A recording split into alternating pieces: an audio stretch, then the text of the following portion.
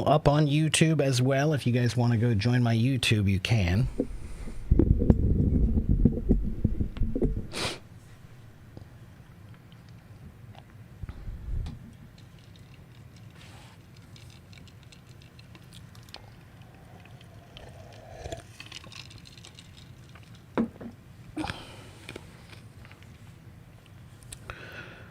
Hello, Leon and Rippert and Douglas and Ronald. Daja Hao. Hello, Iman. And Sandra. Hello, Hendrik. Good to see you again.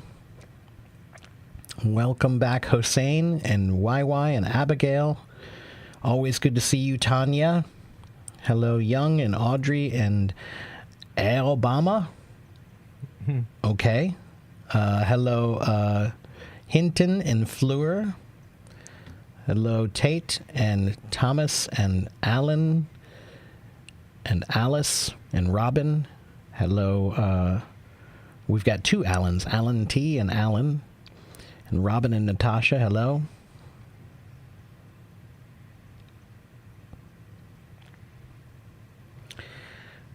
Durga says, hello, Mr. Mark. You're Sam Peter? Huh? I don't know. Unfortunately, my device also got damaged. That's why I'm... Oh, okay. Well, you're here now. You're here now.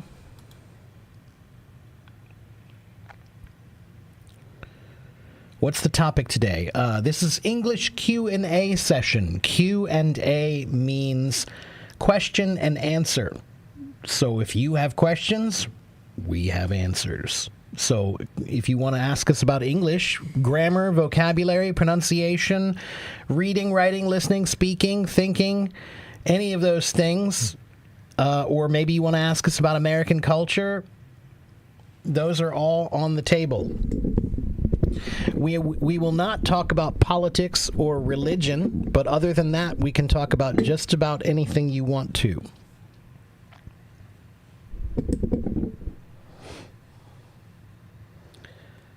Hello, Nguyen Trung.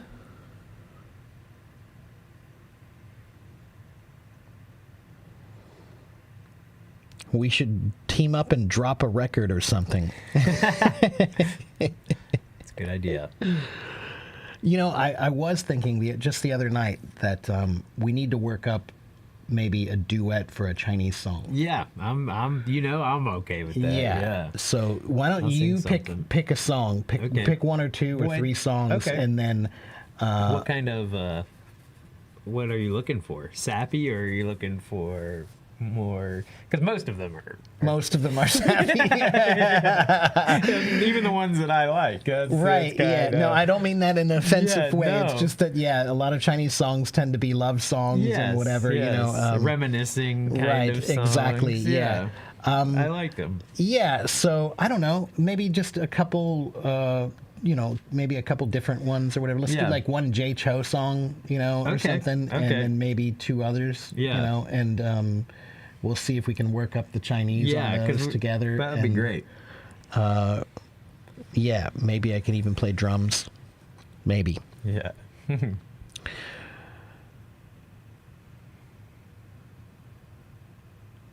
Are you guys Sigmas? Is this the whole alpha, beta? I don't know. I was wondering if it was maybe a fraternity thing, but I don't know. No, that's false. I'm pretty sure that the whole alpha, beta, sigma thing is just a weird. There's no real psychological basis for any of that. No, and I think even in wolves, which it's based on, is proven wrong. Right. Yeah. Exactly. So Abhishek, we are individuals. Yes. We are individuals. We do what we think is best to do, and we are not governed by some fantastical, strict set of rigid, psychological behaviors based on a type. No one is. No. That's I'll tell you. There's one simple way to prove that that's wrong. Is that humans have evolved because of our ability to adapt. Of course. And so adaptation means that you cannot be rigid. Right. You cannot be stuck in one particular set of behaviors. Right. You have to be able to adapt. That was why the Roman Empire was so successful. That's right. Yeah. Their adaptability. That's right. So, I don't subscribe to that theory.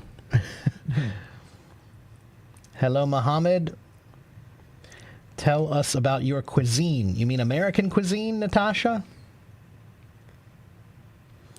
You like to watch my streams because you like the feeling that you're able to understand English. That's good. Tanya, your English is quite good. Hello, Ryder. Long time no see. Hello. Guten Morgen. I'm pretty good. How are you, Gunter? Wie geht's euch? It's my grandma's maiden name, Gunter. Oh, yeah? Very German on that side of my family. Volpenheim.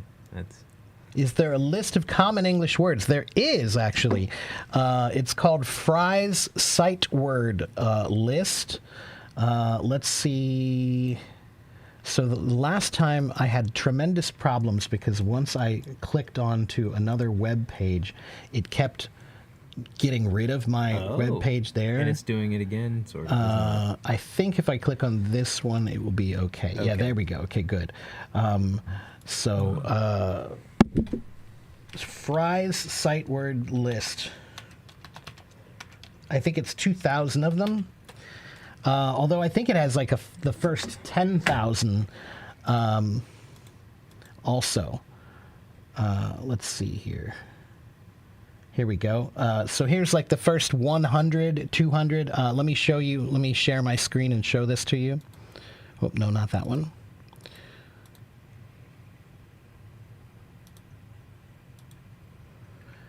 So this is a website that has Fry's word lists. Okay, you can search this online.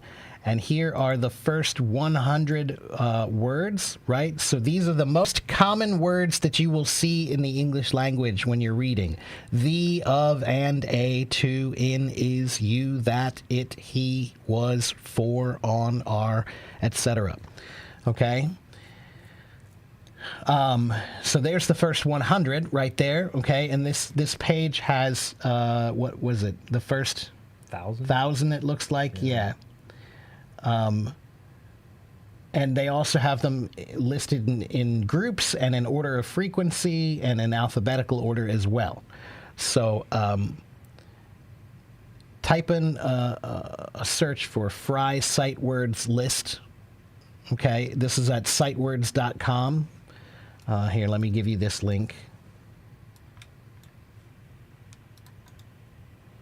This is the website that I'm on right now. Okay? So that's called Fry's Sight Words, everyone. I'm going to keep this up here behind there. And, let's go stop sharing. There we go. All right, and back to full screen.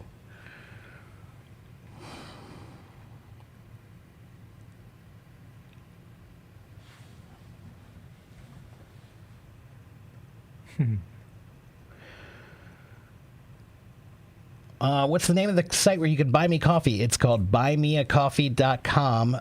Let me see. If you go to my link tree, you should be able to find that, or on my website. If you go on my website, there's a link on the front page of my website, afiecenglish.com. Okay, so if you go there, you should be able to find the Buy Me a Coffee link, and there's also, you can go to linktr.ee/AFIEC English. You'll find it there as well, Hendrik. And if you're going to buy me a coffee, then thank you in advance. I appreciate that.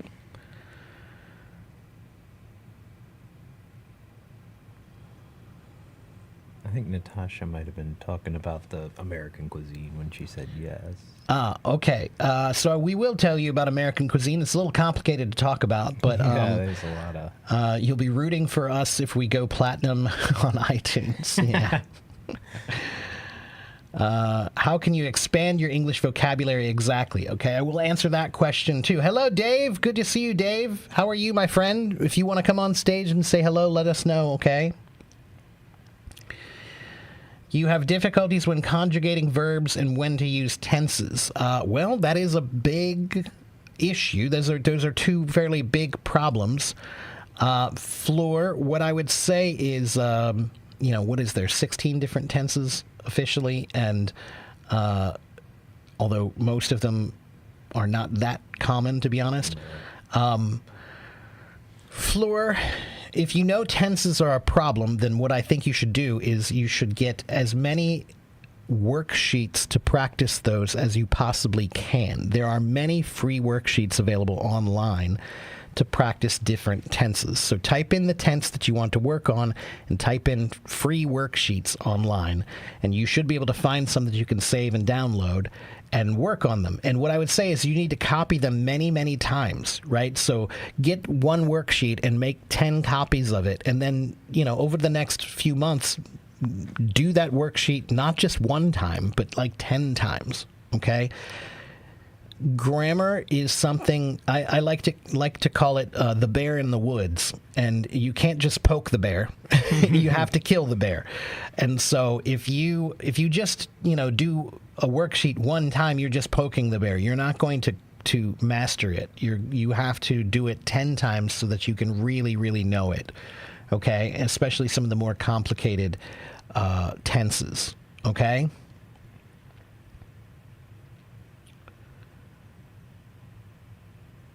Since we can't turn the phone, it's impossible to read. I think you might have been talking about the website. Yeah. Well, that's interesting. Gunter, I will tell. I have talked to them about that, Gunter. I've been talking to them about trying to get the function back. Again, please, Gunter, send HelloTalk a message and tell them what you just told me. Tell them that you want them to bring the horizontal phone feature back for live streams.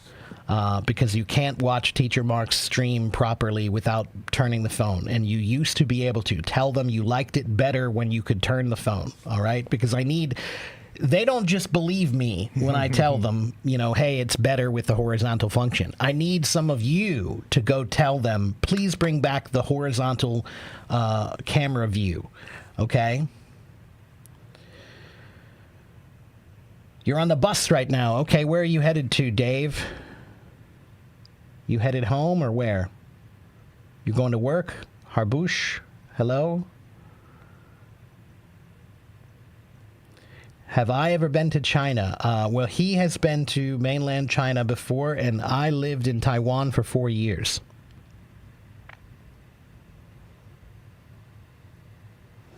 Repetita iuvant. What does that mean, Eleonora? Something about repetition.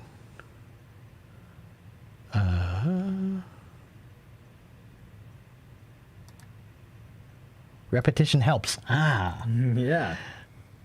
Okay. Now I recognize the Italian in the Latin there. Yes. Okay.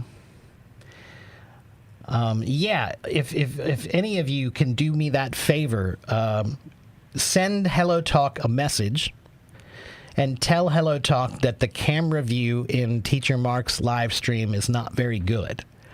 And tell them you want a horizontal landscape view, right? So they used to have an ability that you could turn your phone from this to this, and it would give you a wider angle, right? So you could see everything, right? Right now, we are very close together, and that's why I have the camera so far away in a backward angle back here on the side, because if I put it in front of here, it cuts us off too much. It's too narrow. And they used to have an ability for you to turn your phone sideways. So, yeah, Dave is another streamer who also hates the narrow view. Dave, they did tell me that they made the view better, but when we turned it on today, it actually looks more narrow than it was before. So I don't think they changed anything. I think all they did was they made it so that now our view is exactly what they see on their phone. But it's really narrow. It's really, really narrow. Yeah. It's really, I'm sick of it too. So, Dave, you and I should team up on this. You tell your followers, and I'll tell my followers that they all need to tell HelloTalk, come on, give us back the horizontal view. It makes no sense because they used to have it, so they can't tell me they don't know how. They used to have the ability, and I really don't understand why it's so difficult to just go back, to that function.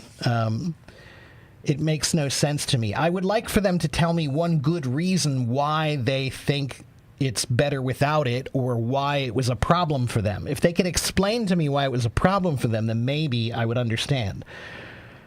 But anyway, and hello, Miguel. Good to see you, my friend. Good morning.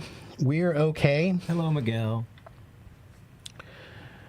Okay, so we had a couple questions I want to get back to. One was about how to learn vocabulary, and the other one was what again? Cuisine, American cuisine. American cuisine. So let's start with American cuisine. American cuisine, everyone, is a bit complicated because there are some foods that are specifically American, but not actually very many. The majority of American foods do derive from some other culture. So, for example, hamburgers have they are an American food, but they have a German history. And pizza, very common American food, but clearly it's Italian, right? American Chinese food. American Chinese food is one of the most popular foods to eat here, but it's related to Chinese culture, right? So you have to remember that we are a nation of immigrants. So almost all of our foods, almost all, not all, there are some, like jambalaya and, the foods that were created in New Orleans. Right. Those do have French influence, and they do have indigenous culture influence, but I think it's safe to say that they were created here originally. Yes. Tiapino is a seafood stew. It sounds like it's Italian, but it was actually created in San Francisco. Let me think. I think the German chocolate cake was actually invented by a man named That's German. right. Yeah. I can't remember his first name, but yeah, that's right. It's not German really at all. Yeah. And then, like a few things like clam soup, clam chowder, those things. Do other places have, soups like that? Yeah, sure. But the tomato one, Manhattan clam chowder, and, Boston clam chowder, those are two different ones, and they're kind of regional there. American chili. Well, I was going to say, our regional delicacy of Skyline, which is derived from a that's Greek. derived from a Greek thing. Yeah, Macedonia area, right? So almost every American food, French fries, for example, are not French.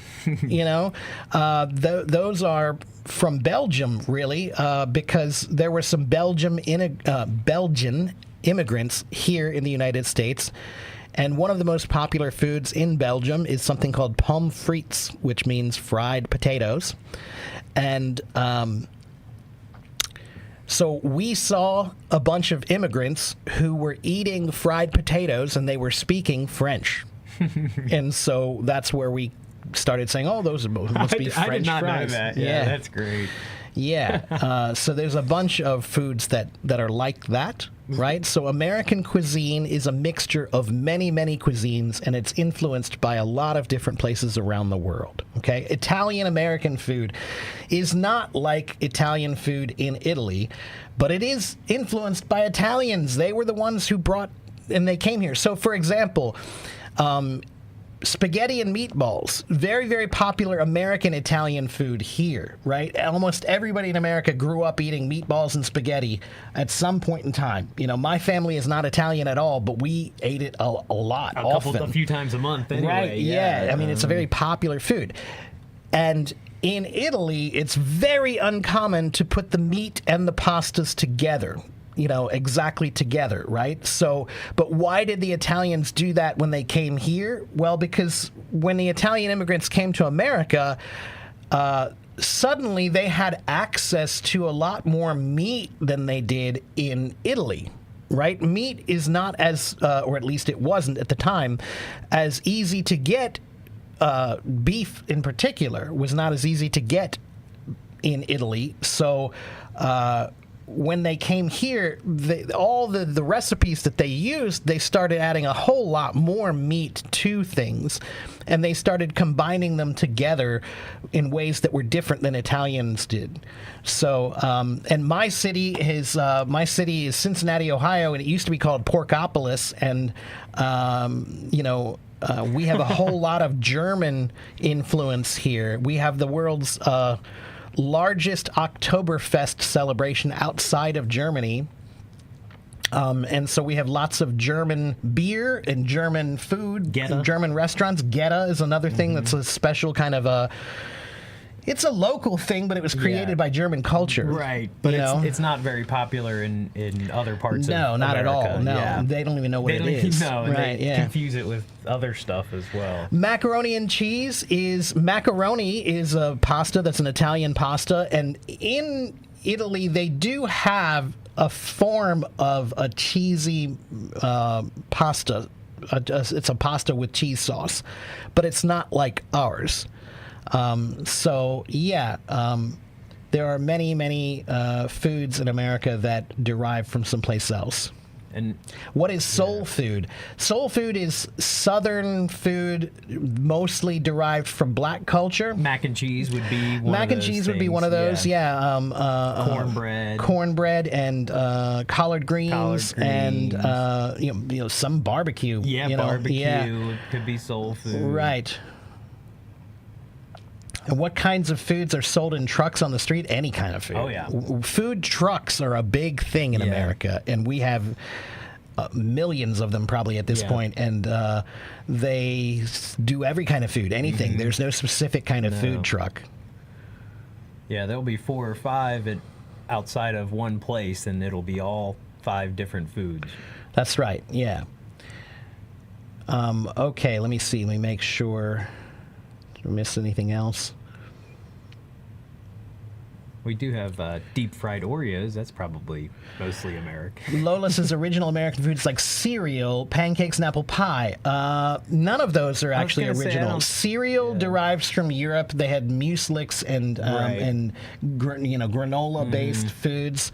So cereals definitely derived from Europe mostly. Pancakes also derived from European, French, and German. And there's many cultures. I mean, blinis is Russian. That's a pancake. There are many European countries that have pancakes and pancake-type things, and many Europeans came here, right? And apple pie, again, apple pie has been around in Europe longer than it has been here. So America is more famous for it. But apple pie, they had apple strudel in Germany, right? And so... That's probably where we get hot dogs as well, which is another, people think of as very American, but sausages like hot dogs come from the word Wiener, which is Wiener Schnitzel, right? Which is Vienna sausage. Right. That's what those are. That's what that comes from, right? Ron, my plans to come to Germany, I'm still working on it. I'm trying to get the funds together and make sure I can afford it. But I'm still trying to. Yeah, my friend. I will try to let you know again sometime soon about that. I still have to make some big decisions. I think I'm going to try to do it where I wanted to try to hit many countries, but I don't know if I'm going to be able to afford all of that. So I think I'm definitely going to try to see if I can hit Spain and Germany and meet as many friends in Spain and Germany as possible. So we'll see if I can afford to do any others. It depends on if people let me stay with them or not. Okay. Over the Rhine. French fries were first made in Greece? I'm not sure about that, Gunter. Fried potatoes, I think, has many different cultures history.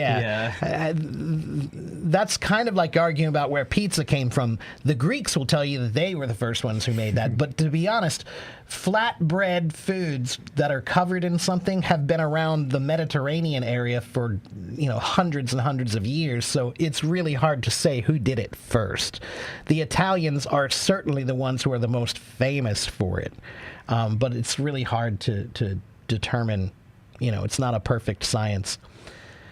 Have I ever Have I ever what? And yeah, we have Over the Rhine people. That's right. Over the Rhine is an area in Cincinnati, OTR, because the German people came here and settled, and they saw the Ohio River, and they said, "Wow, this looks a lot like the Rhine River," and so they named the area Over the Rhine, and that's what we still call it.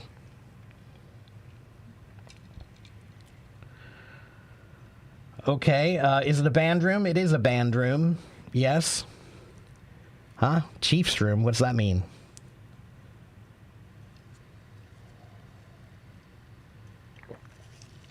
Oh, it was a joke about the fries. He was saying they came from Greece. Oh, Very funny. that is, yep. Good Oh, wordplay. Thank you for that, Hendrik. Okay, but you should be able to find it on my link tree, and I will double check that later. That's funny. I don't know why it doesn't work. It should be working. I'll check. Thank you for letting me know, Hendrik. I'll go to that later and check it. Oh, a chef's room. Ah, yeah. Well, I'm not a chef, but I am a really good cook. I love food, so I've been studying food history for a long time. It works on that site. Okay, good. I'm glad it works there. And again, thank you for that. Now, let's go back to the other question about vocabulary. How can you learn vocabulary? The way to learn vocabulary is you need to learn it in as many ways as you possibly can, right? Not just one way. And memorizing is probably the worst way to do it. That's the way you've probably been trying to do it. But memorizing is not a great way, in my opinion, to learn new words. At least if all you're doing is memorizing, that's not a good way. But if memorizing is a part of a system that you have that's greater, more, then that's okay. So, for example, read. The more you can read, reading is one of the best ways to learn new vocabulary words because it's called contextualized learning. You're learning words in the context of the story, okay, or the article or whatever you're reading, okay? So, get a good book or choose some articles to read.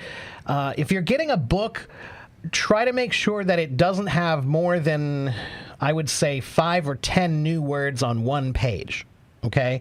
If it has more than 10 new words on one page, that book is probably too hard for you and it's going to frustrate you trying to read it.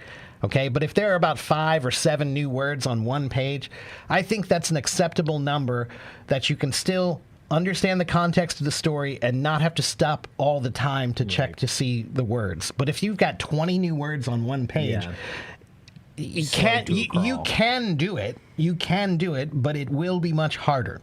Okay? So read is number 1. Number 2, you should use a thesaurus. A thesaurus. Thesaurus.com, thesaurus.com, thesaurus.com. Go to thesaurus.com and use a thesaurus to explore vocabulary. Type in a word you know, and it will give you a bunch of words that are related. They're synonyms, okay? So that's the second way you should learn vocabulary. The third way you can learn vocabulary is by topic. By topic. Okay, so choose a topic like computers and then type in computers vocabulary words. And it will give you all the vocabulary words that are related to the topic of computers. You can type in the word cuisine, and it will give you all the words related to cuisine. Vegetables, it will give you all the words related to vegetables. So learning them in a group that are related by topic is another good way. Okay, and then finally, my favorite way to learn vocabulary, and this is really more for the advanced people. If you're a beginner, this probably is not really great for you, but etymology. Mr. T. Oh, I did. Thank you. Etymology means the history of where words come from and how they've changed over time. And there's a website I use called etymonline.com. And it's a great website for exploring etymology. Okay, 60% of English words come from Latin or Greek, 30% come from French, about 20% come from German. We also have many, many words that come from Arabic and Persian and Hindi and Chinese and Japanese, Spanish. So, yeah. All right, so there are 4 ways. And if you include memorizing, then there's 5 ways that you can learn vocabulary. If you are using all 5 of those ways, your vocabulary will improve greatly quickly. Okay? Yeah, I like the advice about reading too, because it gives you a second to slow down, as opposed to listening or trying to do flashcards or That's something right, like that. yeah. It gives you a chance to slow down, assess what it means in context, and then move on to the next part of the story. Benjamin wants to know, what if there are more than 10 new words on a page? Get an easier book. Yeah, get a different one. Yeah, that's what I'm saying. You have to choose a book that's the right level for you. And if there are more than 10 new words on a page, then that's going to be a bit difficult for you, right? So try to find something slightly easier, okay? All right, let's see. Did I miss any other comments? And yes, you can come on the stage in just a minute, Lola. Give me just a couple minutes to answer a few more questions.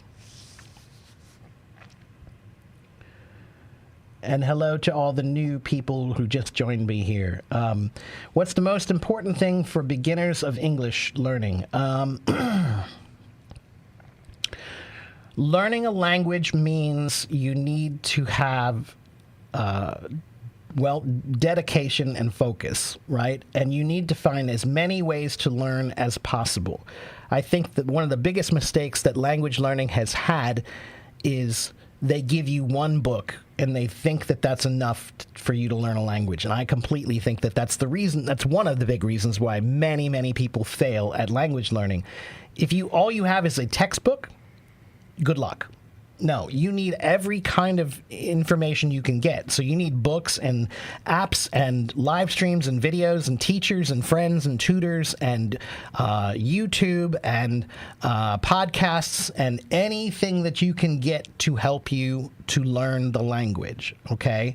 And then you need to consider 8 different areas of language: reading, writing, listening, speaking, thinking, grammar, vocabulary, and pronunciation. Okay? If you make a plan for all of those 8 areas, then you will do well. Okay? Hello, Ruslan. How are you, my friend? Okay, and who is the bass player? None of us. I'm a drummer. I played bass in the 8th grade. Oh, did you? Okay. Yeah, when I was 14, All I right. played bass, and then I traded it for a PlayStation. That was not my best trade. What do the people sitting with me do? This is my new co-host, Clay. I sing and dance. Yeah. You like my face when I explain about food? Yeah, well, I'm a foodie. I'm a foodie. I love to cook. I love to eat, and I have been learning about food history for a long time too. There's a couple books I just recommended the other day that you might like. Yeah. There's an author named Tom Standage, and he has a book. I'm thinking of the other Tom Standage. His book is An Edible History of the World. And he has another one called The History of the World in 6 Glasses. And it's talking about like tea and cola and coffee. And it has the history of those. Yeah, and how the whole world has been affected by those things and how it's changed over time and everything. He's great. I love his books. There's a historian, William Dalrymple. He's a Scottish historian, but he recommended that book when I was listening to his I think I have at least one of them over in my bookshelf there. All right. Am I a YouTuber? I'm on YouTube right now, yes. There's someone over there. Let's see. Here's my YouTube right there. Okay. All right, and we had Lola who wanted to come on stage to say hello. So let's get Lola up here. Thank you, Jack. Yeah. I don't wear this shirt very often, but... And it's like a Dr. Seuss sort of style as well, like thing 1 and thing 2. Yeah. Okay, let's get Lola up here and let Lola say hello.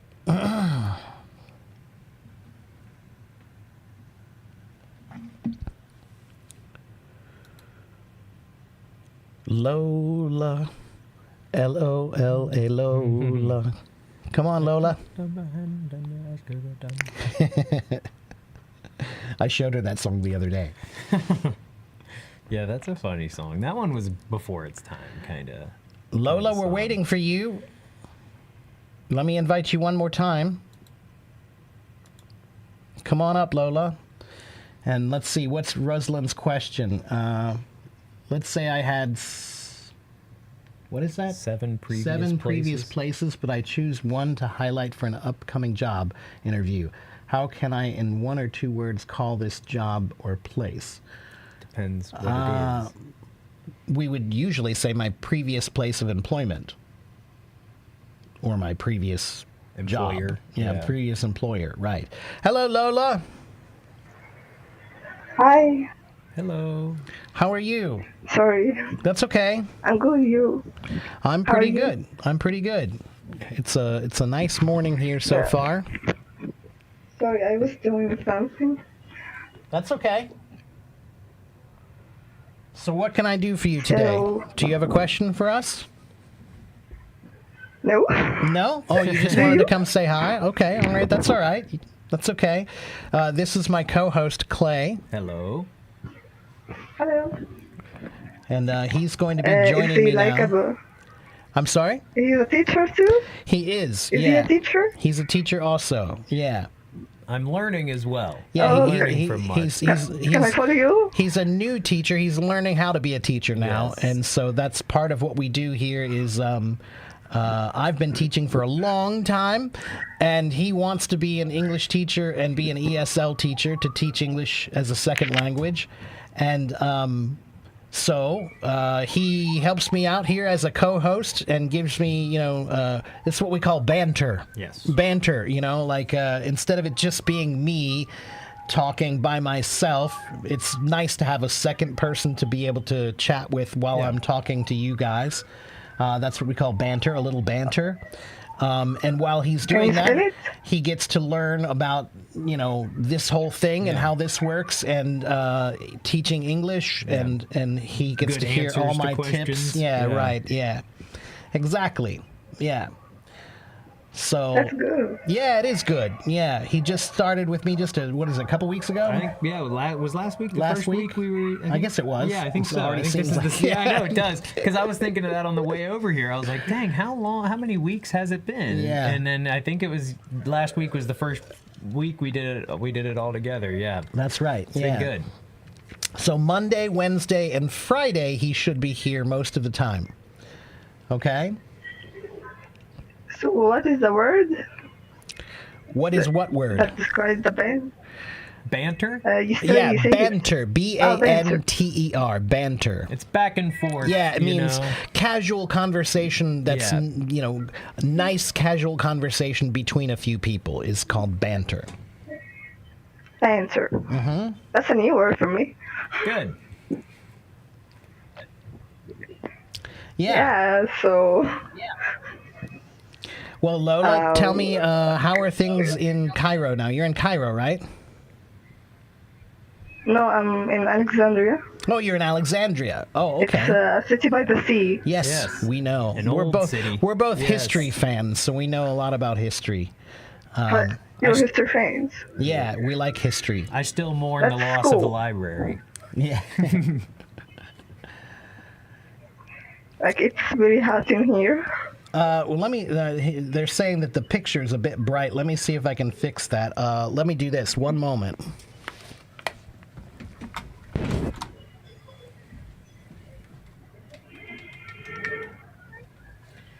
Clay, Yeah, can I feel like it's bright. No, here, I'll get it. It's all right. You're fine. Let me just do it right here. Let's see if that makes a difference. Did that tone us down? Is that a little bit better?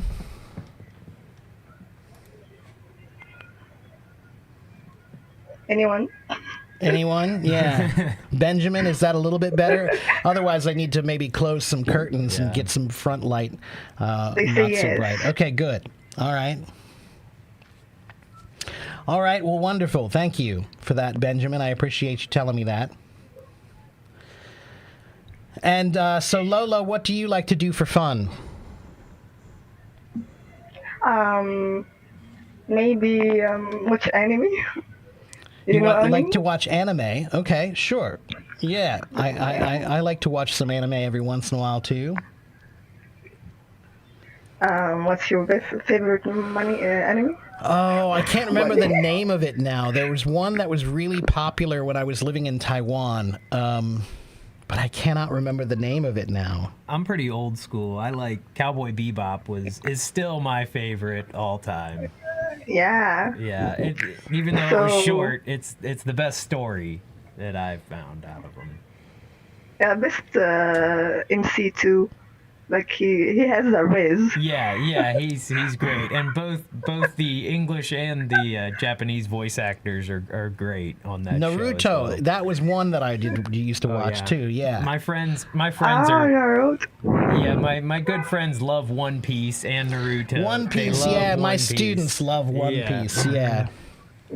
And you know the Netflix Yeah. version of it wasn't terrible. My brother had never watched the anime before, and he watched the live action Netflix, and he liked that a lot, and he was getting into it a bit. He's not. I gonna thought watch it was the pretty anime, interesting. I thought it was a good rendition of anime. It's like a cartoon, so trying to get a Right. cartoon live action Yeah. and not be corny and weird Right. is hard to do. especially when it's so fantastical That's and right, so yeah. fictional that Yeah. it's hard Yeah. to put onto a live screen. But I thought they did it pretty well. Yeah. Yeah. Oh, this was so good. Like it has the drama, the comedy, the depth. I agree. Story. Yeah, I agree. Yeah. I agree. It was my favorite too. Okay, and But Lola, like the were you the one he who has asked? the too many episodes. Yeah, that's right. Yeah. so it's a lot of time. Did you? Over 1,000. Were you the one who asked about food earlier too? American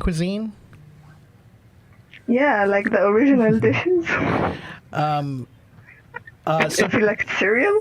yeah, right. Yeah, cereal again. Cereal actually is definitely from Europe first.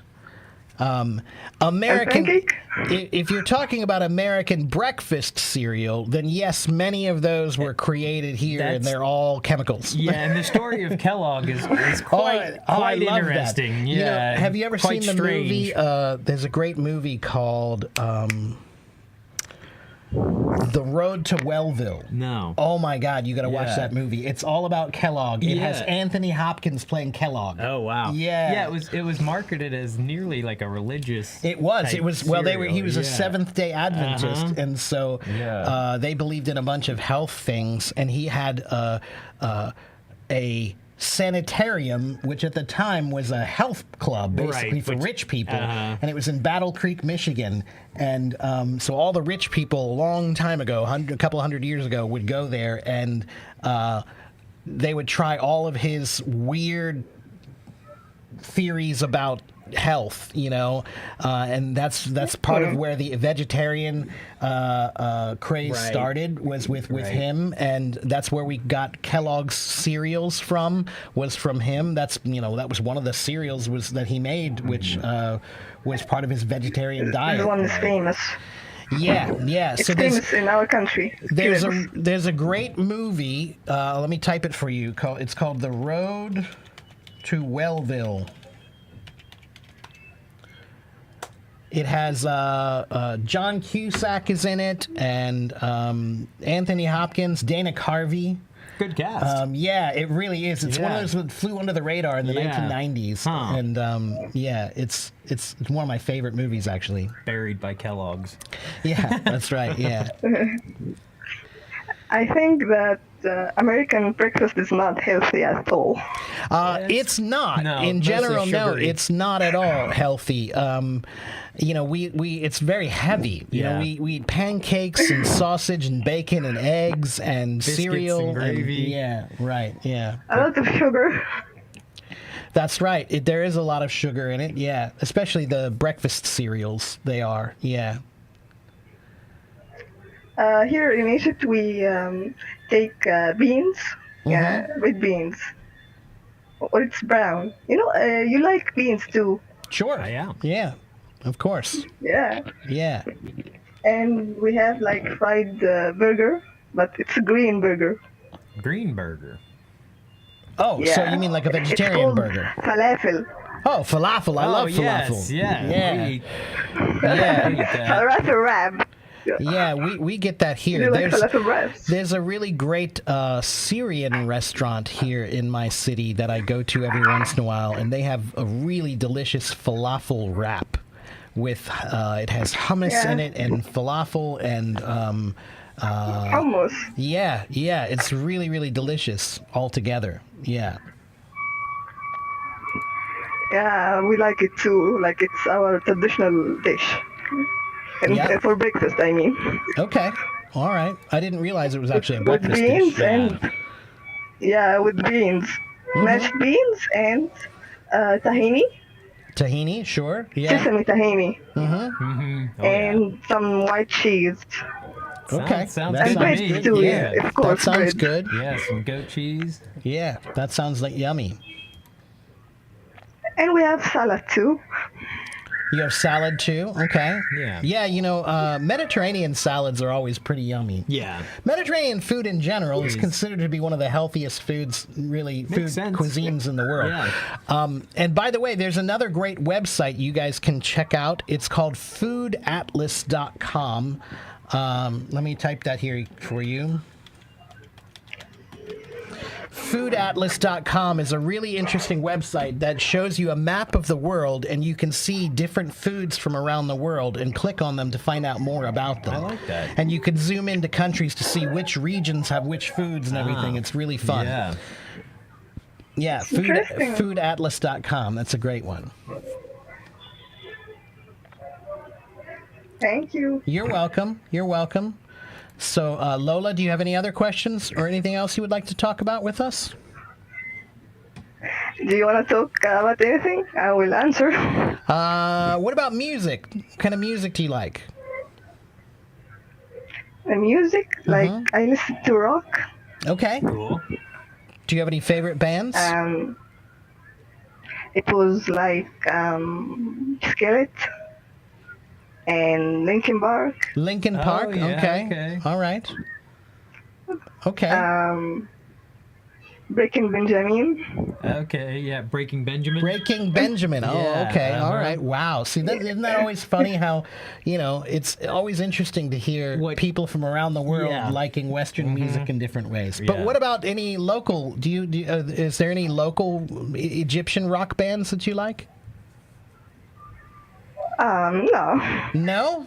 None at all? No.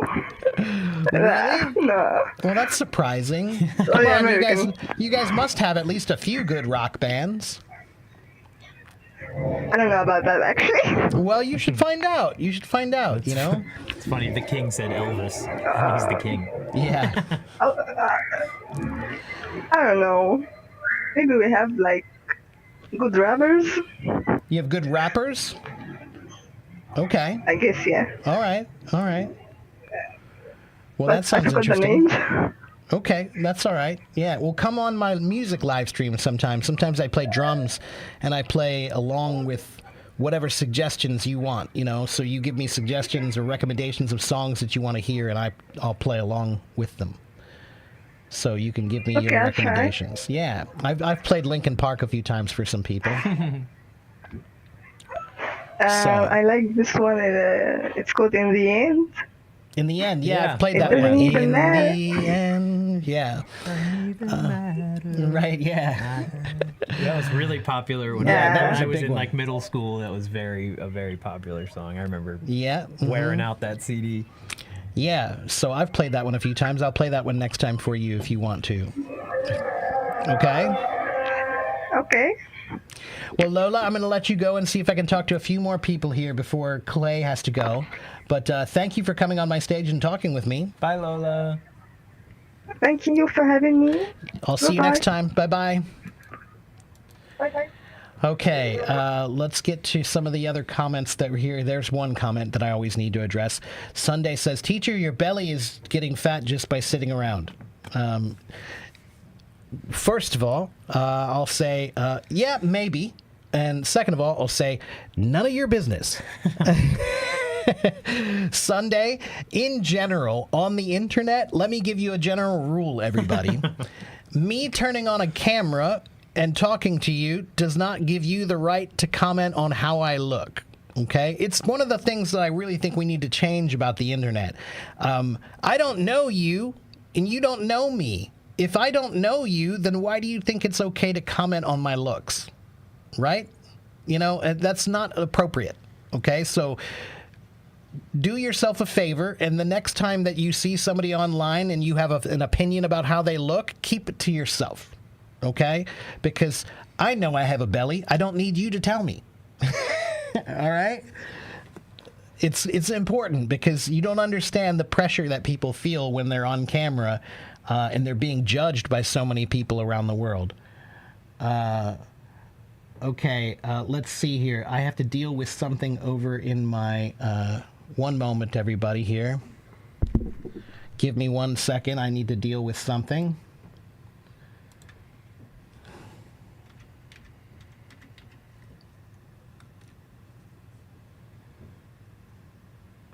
I'm going to mute us for a minute here. Oh.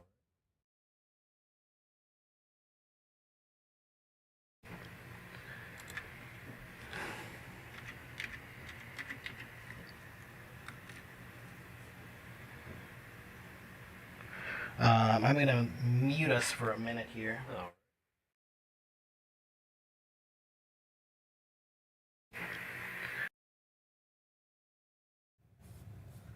All right, sorry about that. I had to deal with a stupid person posting stupid things on my YouTube channel. Okay, let's see. Let's go back and check the comments to see if there's anything else here.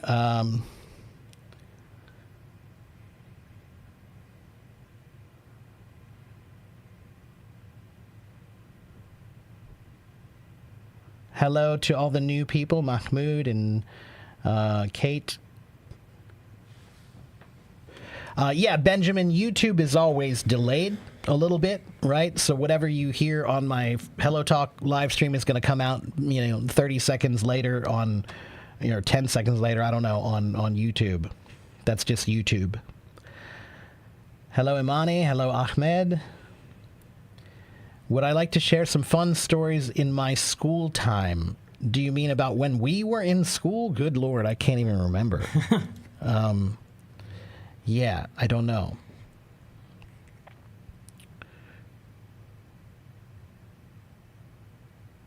Thank you, Jack. Jack is a brilliant, brilliant student. He's always asking me really good questions on my Hello Talk chat. Yeah. And he is...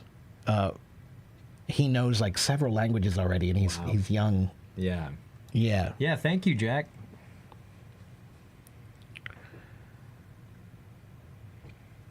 Hello, Wasim.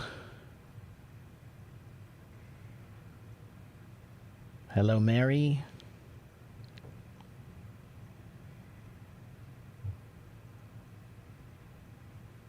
Peter likes tacos. I love tacos Me too. Yeah. Oh, yeah.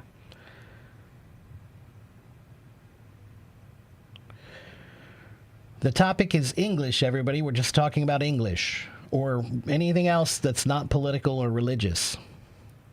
Hello, Johnny. Good to see you again. Hamburgers, are they unhealthy? Yeah, but not, look, the truth is a good hamburger made properly is not as bad as most people think.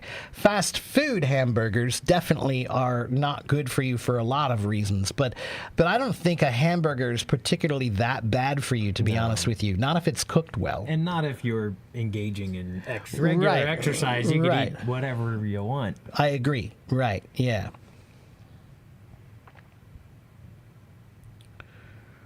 People say you are what you eat. If you want to be a good swimmer, then what kind of food do you think you should eat?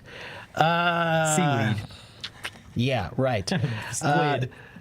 Thomas, there's some truth to that you are what you eat kind of a thing, but I think that the truth in it is that, yeah, you should be aware of what you're eating and pay attention to what you eat. But I think as long as you balance it properly, I am not the kind of person that limits myself to what types of foods I can eat. So I will eat just about anything, but I try to do it in moderation. Right, so do I love a good hamburger? I do. You know, we had lunch just a week or so ago at my favorite hamburger place, and I will never stop eating there as long as they're around. I've been eating there since I was probably 15, 14 years old. Do I love a good steak? I do, but I just try not to eat them all the time. And while I am getting a slight belly, this shirt doesn't really help me, you know, like There's no belly. I know, right? Yeah, like he's just a troll. Yeah. And American standards are probably different. That's than, exactly than right. A lot yeah, of yeah. other standards. By American standards, I'm actually pretty skinny, especially for my age. Yeah, especially for very my much age. so. Yeah. Yeah. But again, I do like to address that Yeah. because again, there's this sense that because you're on camera, Yeah. it means you're open to Well, and it's comment about your looks. It's and like you said about the internet in general. Like people are. Why even share something like Right, that? right. For what reason? Well, you don't know the let person. me you know. teach you something. Part of American culture, and it's an English idiom as well, or not idiom, but statement, which is that if you don't have anything nice to say, then don't say anything at all. Okay, and so that's a good rule on the internet, and definitely when you're talking with people you don't know. You don't know me. You know, if you were my friend, then maybe in private you could tell me, you know, hey, I think you're gaining a little weight, and it wouldn't be a problem and it wouldn't be inappropriate. But if I don't know you, then it's definitely inappropriate. And I think in other cultures too, there is a little more. They kind of say that stuff more. It depends you on the know. culture. Yeah, and like in China, they definitely they'll just will tell call you fat. That's right, exactly right. Yeah, I found out that the hard way. Hao pang. Yeah, hao pang. Yeah. Yeah. Yeah. That's not always a bad thing. No, it's Yeah. not always. But That's right. Yeah. When it's I gained a don't wanna lot hear of a weight lot. in Taiwan. Really? A lot, yeah, because I love the food. food so much. Yeah, That's why I tell everybody, if you're going to go to Taiwan, just don't go there if you're on a diet. Yeah, or because you're going to be in trouble. have a high calorie regimen of work. That's You know, right, working out a lot and stuff, yeah. Yeah, and I did. My boss one day, I walked in, she said, I think you're getting a little bit fat. I was like, like, you would never hear Right. a boss say that in America. never hear. No, you could get in trouble. Yes, here. you could get sued, legally right. in trouble. Yeah, that's exactly right. Yeah. So, and yes, you are on YouTube right now. Yeah. Hello, Milton. Thank you very much. Thank you, Safe. Hello, Cindy. Baby, we're talking about English. We're talking about culture. We're talking about food. I'm older. Yes. At least, there was a halfway compliment when Yeah. from his other yeah. his attempt at one anyway. Yeah, that's right. It's not a fake profile. Sunday, what are you talking about? What's your deal, Sunday? Who's got a fake profile? Nobody. Neither of us have a fake profile. Do you want to come on stage and talk to me, Sunday? This is what I like to do. Is if you're going to be like that, come on stage, and if this is what we call being a keyboard warrior. Yeah. And so if you want to talk to me, then come on stage. And then if you're willing to say these things in front of everybody, then we'll see what you say. Okay, so why don't I invite you on stage Sunday? How about that?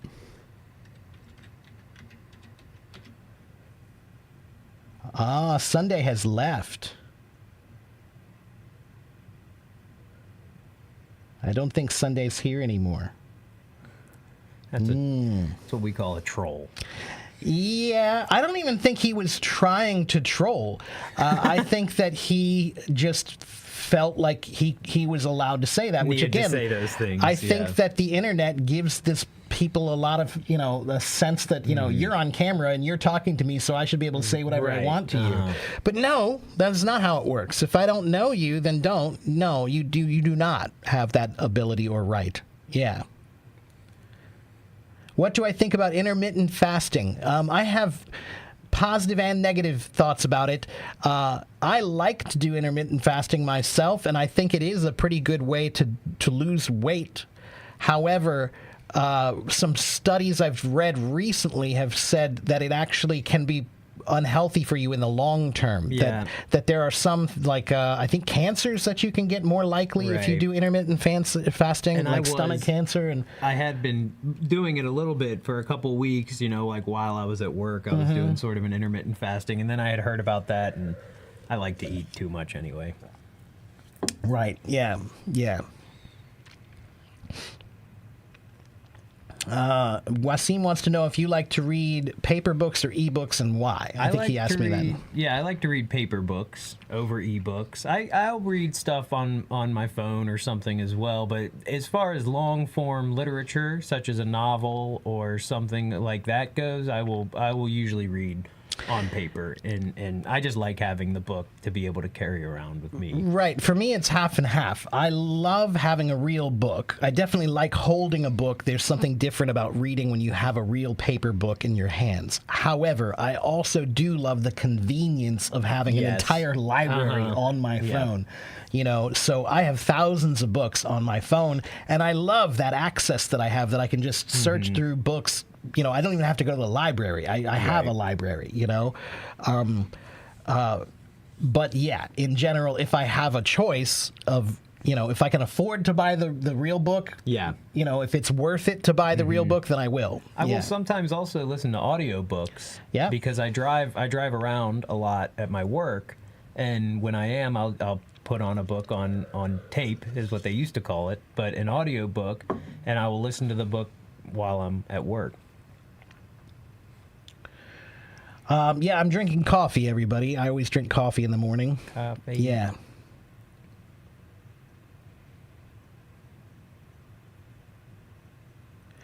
Benjamin says, in my country, it's the opposite. If we tell the boss you're getting kind of a belly, he will be happy because people... Yeah, and that used to be that way in China, too. Right. In China, having a belly used to be a sign of Right. prosperity. But It's like the not big- anymore. The happy Buddha. Yeah, you that's know? right. Yeah. But Benjamin, it's another thing that you should consider when you're talking to people around the world. Whatever is common in your culture, you always have to try to be aware that that's your culture, right? So if you're dealing with someone in another culture, you always need to try to think about that. With cultural interactions of different cultures, you need to try to be aware of the possibility that what goes well in your culture might not go well in theirs, right? So try to be aware of those things,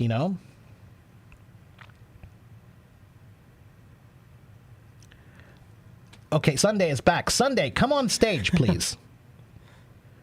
Come on stage, Sunday. Raise your hand. I want to talk to you. You're not that much more fit than I am. No, I don't think so. I mean, I'm probably about maybe, 10, 15 pounds more than you, maybe. Yeah. Tops. Well, I doubt you weigh more than... I weigh 200 pounds. Oh, and- no. Yeah. Then you do weigh more than me, yeah. Sunday, I want to talk to you. Come on, Sunday. Raise your hand. It's time to man up. I think you have an obsession with the way people look, Sunday. Come on, Sunday. Raise your hand. I'm waiting for you.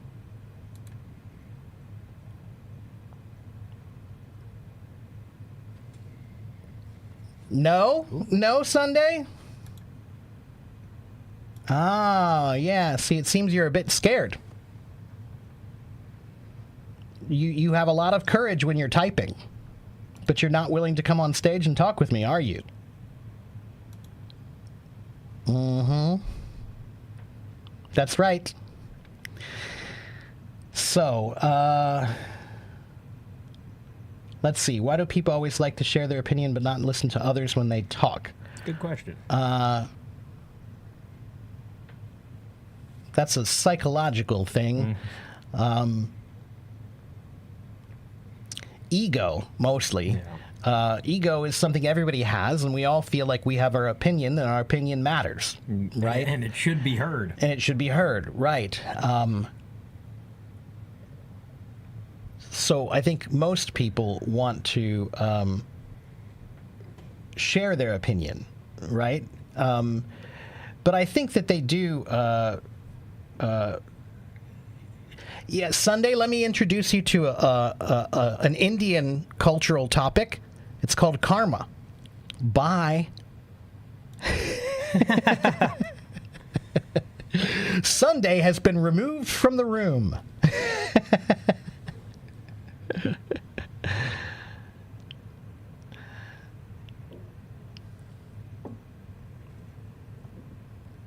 Let's see. Do native speakers seldom say seldom? No, we say it. Yeah.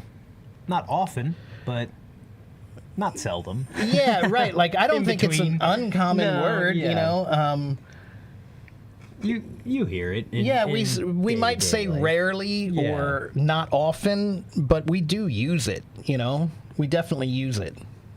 There's nothing wrong with using it at all, or It's nothing. used more than infrequent. Right, Probably. that's right, yeah.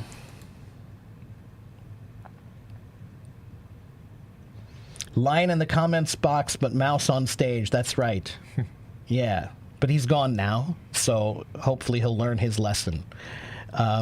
But you know, that is an important lesson that I am trying to teach here, which is Yeah. just about being more positive on the internet as much as we can. You know, be supportive. Yeah. Here's one thing about human nature is it is the easiest thing in the world to do is to find fault with others. The easiest thing to do is to poke holes in somebody's whatever, you know, their looks, their actions, their plans, their dreams, their ideas. Their accent sometimes. Right, yeah. you know, Poking yeah. holes in things is what we call that, and it means being critical of others.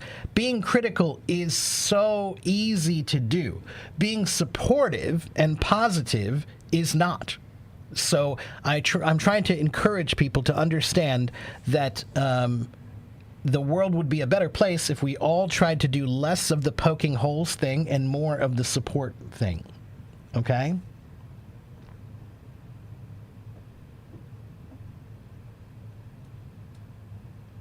Okay, you again. Sayonara.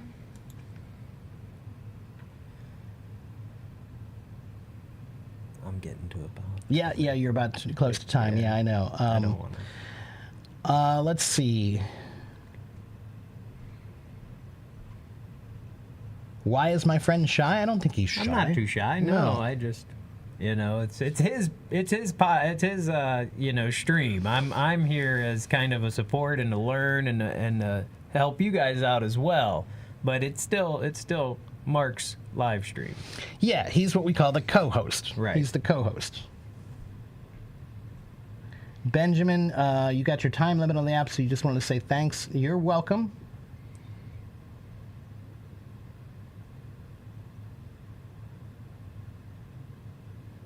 And I'm sure there are many great people in Kurdish. You know, we have a Kurdish Turkish restaurant right around the corner from here that I eat at sometimes, and I've talked to the owners a few times.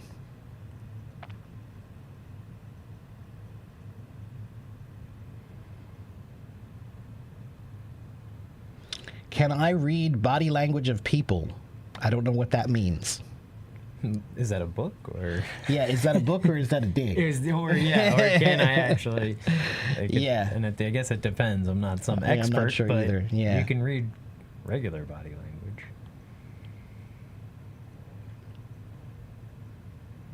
That's something that I almost feel like deserves a one-finger salute.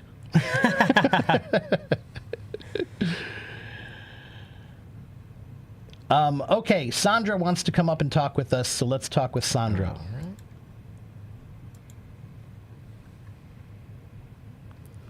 Hello, Sandra. How are you? Hi. I'm Mac and Clay. How are you? Yeah, We're good. I'm great. Good. And Sandra, where are you in China? Now I'm living in my rural hometown. It's Shanxi province. In Shanxi province. Okay. All right.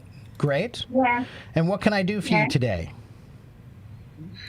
Oh, I have a question. I'm always confused. Let me introduce myself first, okay? Okay, sure. I'm an English learner. I'm in China. It's Okay. obvious, and Mhm. I'm a serious English learner, but I have some confusions about about three words, of, for, and from. Prepositions. I, I don't know when is the time to use of or and when is the time to use the other word. Right. So prepositions are really difficult because there are many times when you can use more than one and it's okay, right? So that's why Yeah. it becomes confusing. So what I think you need to do is two things. One, you need to learn how to diagram sentences, right? So diagramming a sentence means looking at the sentence and then telling what are the different parts of the sentence, right? So if I say, let's see. Let me think. My friend was on the roof. My friend was on the roof. Okay, that's the sentence I'm going to say, right? So the subject of the sentence is my friend. Okay, or maybe I'll say my friend is reading on the roof. That's what I'll say. My friend is reading on the roof. Okay, so my friend is the subject. Reading is the verb, right? And then we have on the roof, and roof is the prepositional subject. So then we say on is the preposition, right? And prepositions tell us more information about something, right? Adverbs and prepositions, they both tell us more information about the sentence, right? So I could say my friend is reading, and that's a full sentence, but it doesn't really tell you much, right? But if you say my friend is reading carefully on the roof, now we know more information. We know where he is and we know how he's reading, right? So that's the one thing I would say is get some practice with diagramming sentences like I just did. And if you type in a search online for preposition sentence diagrams, you'll find many websites that have free examples for you to try. Okay, that would be probably the best way. I have many Chinese students who have trouble with this, and that's what I do with them is I give them many, many worksheets. There are many, many worksheets that have prepositions on them. And you can also just type in a search for preposition worksheets and just do them a lot. Because the truth is, there is not a really good rule or pattern for them. They're situational. Yeah, and they are context. It's based on the context, right? Yeah. So there are some times when you might be able to say on or in or for or from, and they all could be correct, just describing something slightly differently. So prepositions are something that you just need a lot more practice with, okay? Because in Chinese, prepositions are a lot more rigid, means that there are only a couple of ways that you can use them, right? But in English, we use them many, many different ways, and they're a little bit harder to understand because of that. So you should focus on that and just do a lot of practice with them. Okay. If you send me a message, Sandra, send me a message later, and I will try to see if I can send you some free worksheets and maybe some websites that will help you. Okay. Wow, you're so kind. Thank you. It's my pleasure. You know, maybe it's the first time you see me. Yeah. But you know, I've seen you many times. And many times I sleep listening in your voice room. Wow. That's nice. Thank you. You know. Thank you, Sandra. I appreciate that very much. And you are how to say? I buy the VIP of Hello Talk because of Wow. a live stream you did about one month ago. Wow. Yeah, Well, thank you for that. Yeah, maybe you don't remember that because you've done a lot of live streams, but I've been here for 50 more days. It's less than 2 months, Okay. and I hesitate several days.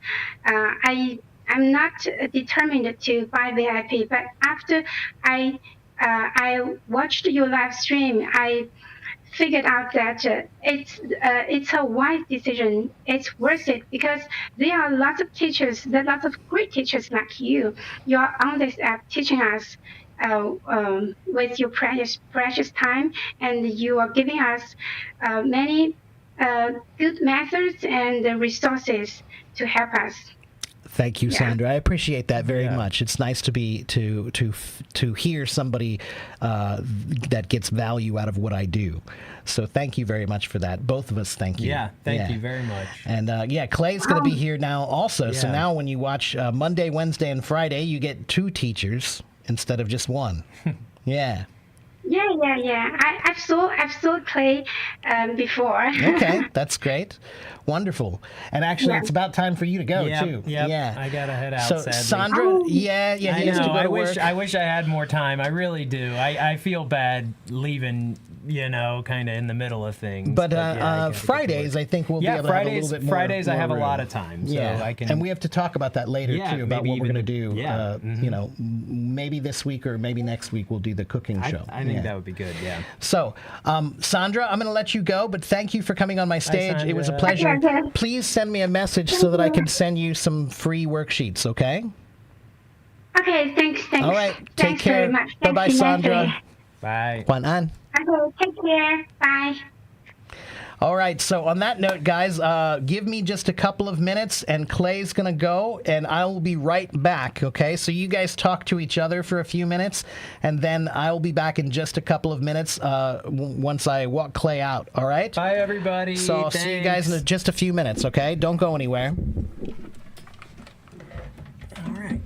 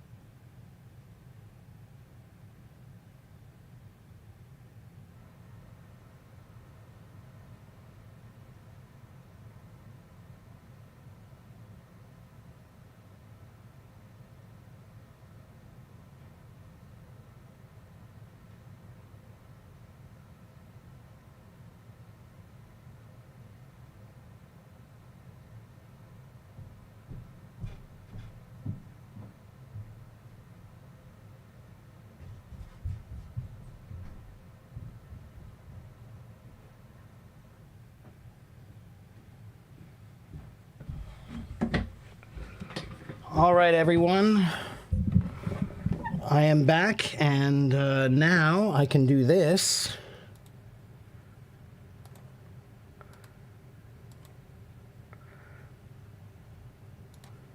How's that?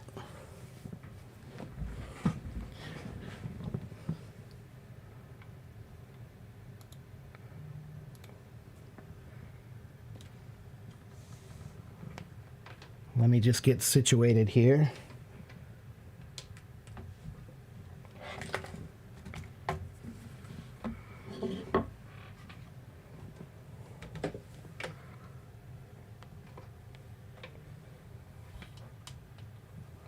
All right. I'm back. All right. Sorry about the break there, everybody. I'm here. Look, I lost a few people. That's all right. Hopefully they'll come back. Okay. Did I miss any other comments? You feel like you're in a Joe Rogan podcast. Well, that's good because actually I think I might use the same microphone that Joe Rogan uses. I'm not sure, but I think so. Let me see.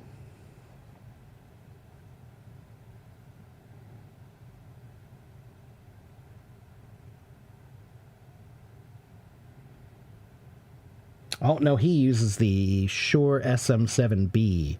But this is that microphone and this microphone are the two most popular microphones in broadcasting.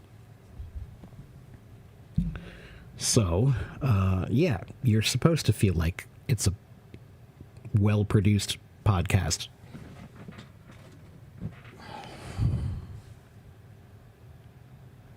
And, yeah. Okay, any other comments or questions? Who else wants to come on stage and talk with me? Let's see. We've got Nanoza. Na, do you want to come up and talk with me? Hi, Mr. Mark. Hello, how are you? I'm good. How about you? I'm all right. Should I call you Na, or what should I call you? You just call me Noza. It's all right. Noza. Okay. All right. All right. And what can I do for you today? Do you have any questions for me or something I can help you I with? had a lot of questions actually, but I want in short. Okay. I ask some questions, okay? Okay. Go ahead. I've been learning English alone, but I realized I can't because I want to study abroad. And I realized get US visa is so difficult. So I started to learn Chinese. Okay. And in China, I'm learning Chinese about 5 years. Now I'm Beijing. And learning Chinese turned out to be easier than English. I But agree. in Yeah. China, I realized some problem. I had some problem in China Okay. because every time being in China, like foreigner, is enough only speaking Chinese because every time Chinese look in foreigners, They are speak also English. speaking English. Yeah, that happened to me And too when I lived in they Taiwan. don't care if you're from a non-speaking country, Yeah. non-English speaking country. Yeah, they As- always speak English. Yeah. Yes. So I had some embarrassing situation, and I started English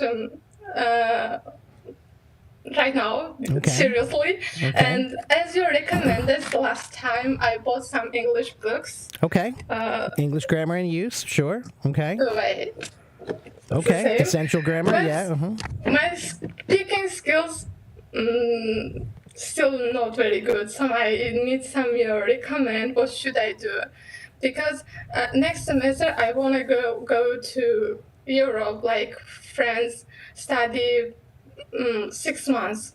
Okay.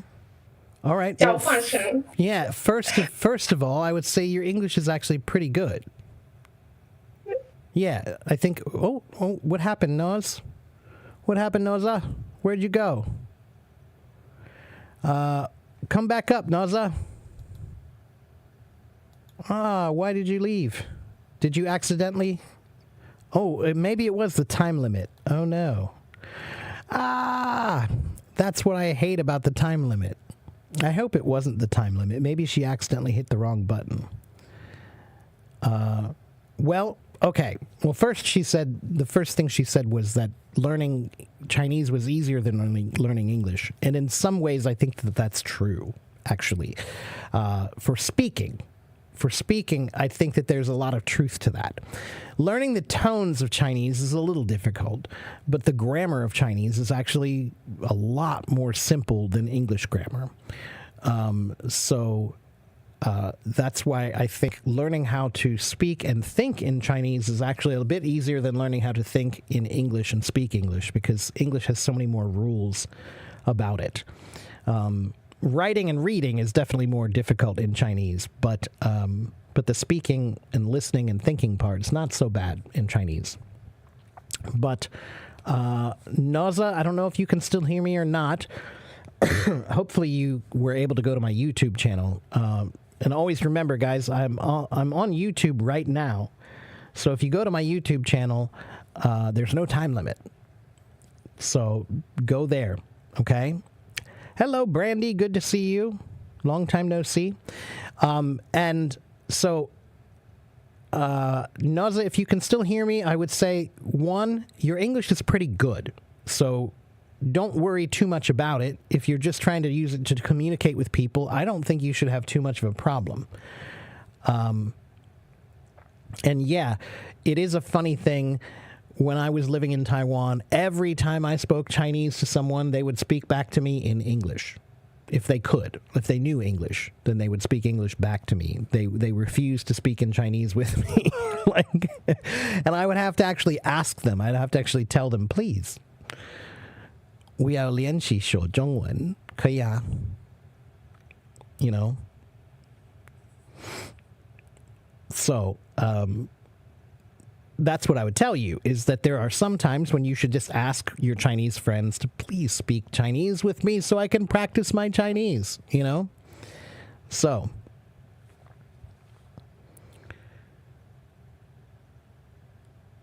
all right. Well, unfortunately, I wish that we didn't have that stupid time limit. I was enjoying talking with her. Naza, if you can come back next time or join my YouTube channel, then you can continue with your comments in the question chat area, okay? Can I explain the difference between can and can't? You mean the pronunciation, Matthew. And Matthew, this question comes up a lot. And there's one very simple answer. You should do the same thing that every native speaker does. There are some times when maybe I'm speaking to my father and I'll ask him a question like, you know, can you pick me up tomorrow after work or something, right? I'll ask him something and he'll say, yes, I can, or yes, I can do that. Or he'll say, I can do that, or I don't hear him properly, right? If he said, I can do that, maybe I won't hear him properly, and I will ask him, I'm sorry, did you say can or can't? I'm sorry, did you say can or can't? So, Matthew, this is not a problem with your English listening. This is a problem with the word can and can't. There are some times when you're speaking quickly when anyone is speaking quickly, when it's difficult to hear the difference between those two words. So you should do the same thing that native speakers do. You should ask, I'm sorry, did you say can or can't? Excuse me, did you say can or can't? All right? That's what you should do.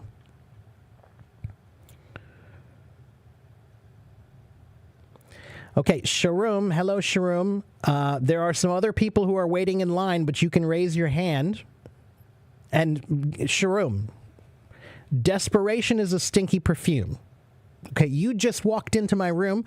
There are 74 people here, and there are a few people who have been waiting in line to talk with me. So let me give you one little tip Okay, let me give you a tip about joining someone's live stream. If you just keep saying, please talk to me, please talk to me, please talk to me, please talk to me, please talk to me, guess what? That never works. That never works. Now you just become an annoying fly. Okay, so don't do that. All right? I saw your message, but now you have to be patient and you have to wait. If you don't have patience, then that's not my problem. Okay? But there are other people who are waiting, okay, Sharon? I know you want some help, but everybody does. I have 71,000 followers. They all want help. Okay, let's go to Daria next.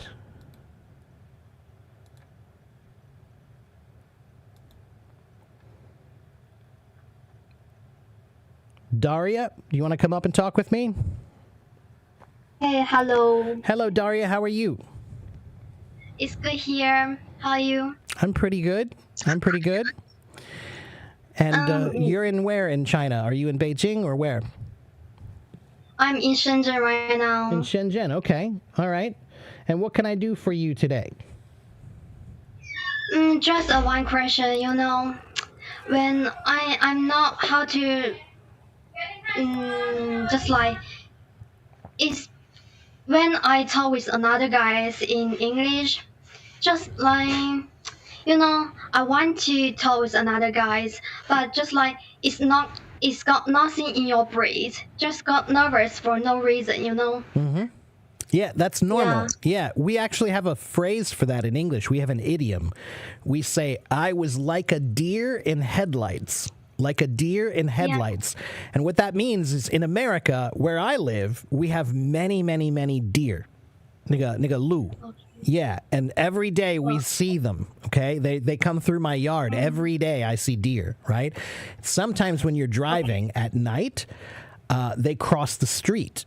Okay, and it's very dangerous. And when they cross the street, sometimes they turn their head to look at the car, and they see the bright lights from the car, and they freeze. They stand still, and then you hit them, and it's dangerous, right? So the idiom, like a deer in headlights, means that you got nervous about something, and suddenly your brain is empty and you don't know what to do, right? That's just called, like that, Yeah, sometimes I just afraid of my vocabulary is not enough support me to talk with another guys. I just afraid of being imperfection. Yeah, just like that. Yeah, but here's what I tell people about being afraid. It's normal to be afraid of lions and tigers and bears and sharks. It's not that normal to be really scared of speaking. 40% of the world is afraid to speak in public. Any language, anywhere. 40% of people are afraid to speak in public. Okay, it's a very common thing, but it's a weird thing. It doesn't make any sense. The amount of fear we have about speaking is not rational. It's kind of like when you learn how to swim, right? Almost everybody, when they learn how to swim, they're afraid to jump in the water, right? But we know it's not really that dangerous, right? So that's why, your mom or your dad or your big brother or your uncle, they'll just come push you in the water, right? Because they know you should just get in and do it, right? So, Daria, one of the most important things you can do if you want to learn well is you have to stop being afraid of mistakes. Okay, mistakes are not bad. Mistakes are good. Mistakes are an opportunity to learn. Okay, so if you're not making, I don't mind make 200 mistakes a day, but just got nervous. I don't know why. One moment. Let me get my chair. There we go. Maybe it's not. Maybe I just practice a lot, Well, I think it's also another thing I say here often is language is a performance. Okay, it's a performance. Yeah, so 就是那个表演.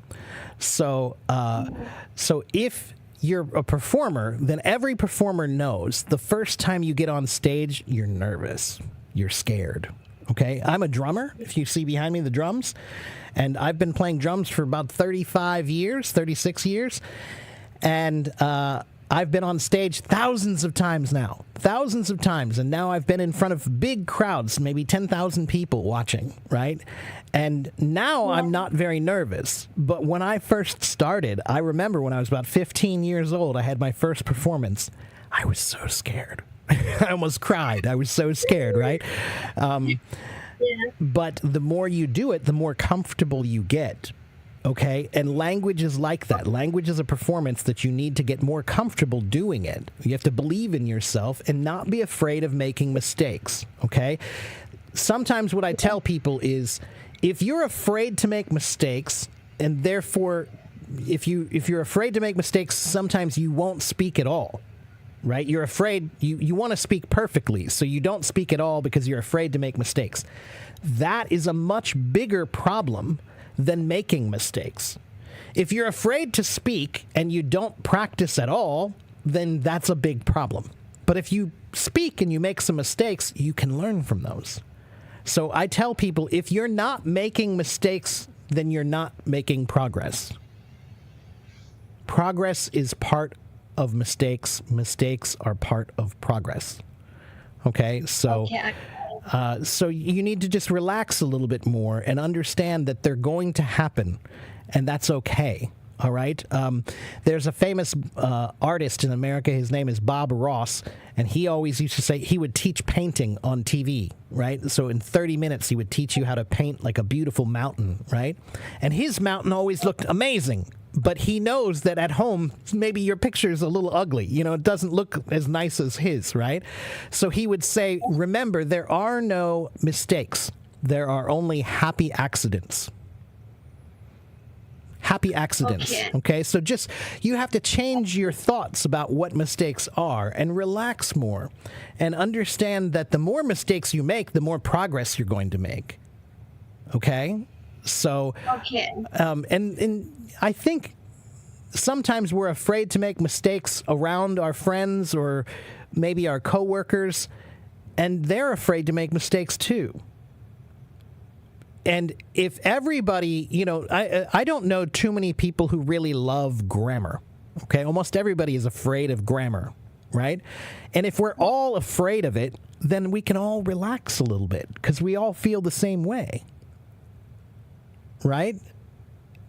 So what I would say is just keep working on it as much as you can, and remember that it's about stage fright, just like Enzo was just saying there. You need to remember that language is a performance. The more you perform, the better it will get. Okay? Okay. I remember that. And again, I got it. I'm listening to you speak, and you actually speak pretty well, so I wouldn't worry too much. You're doing better than you think.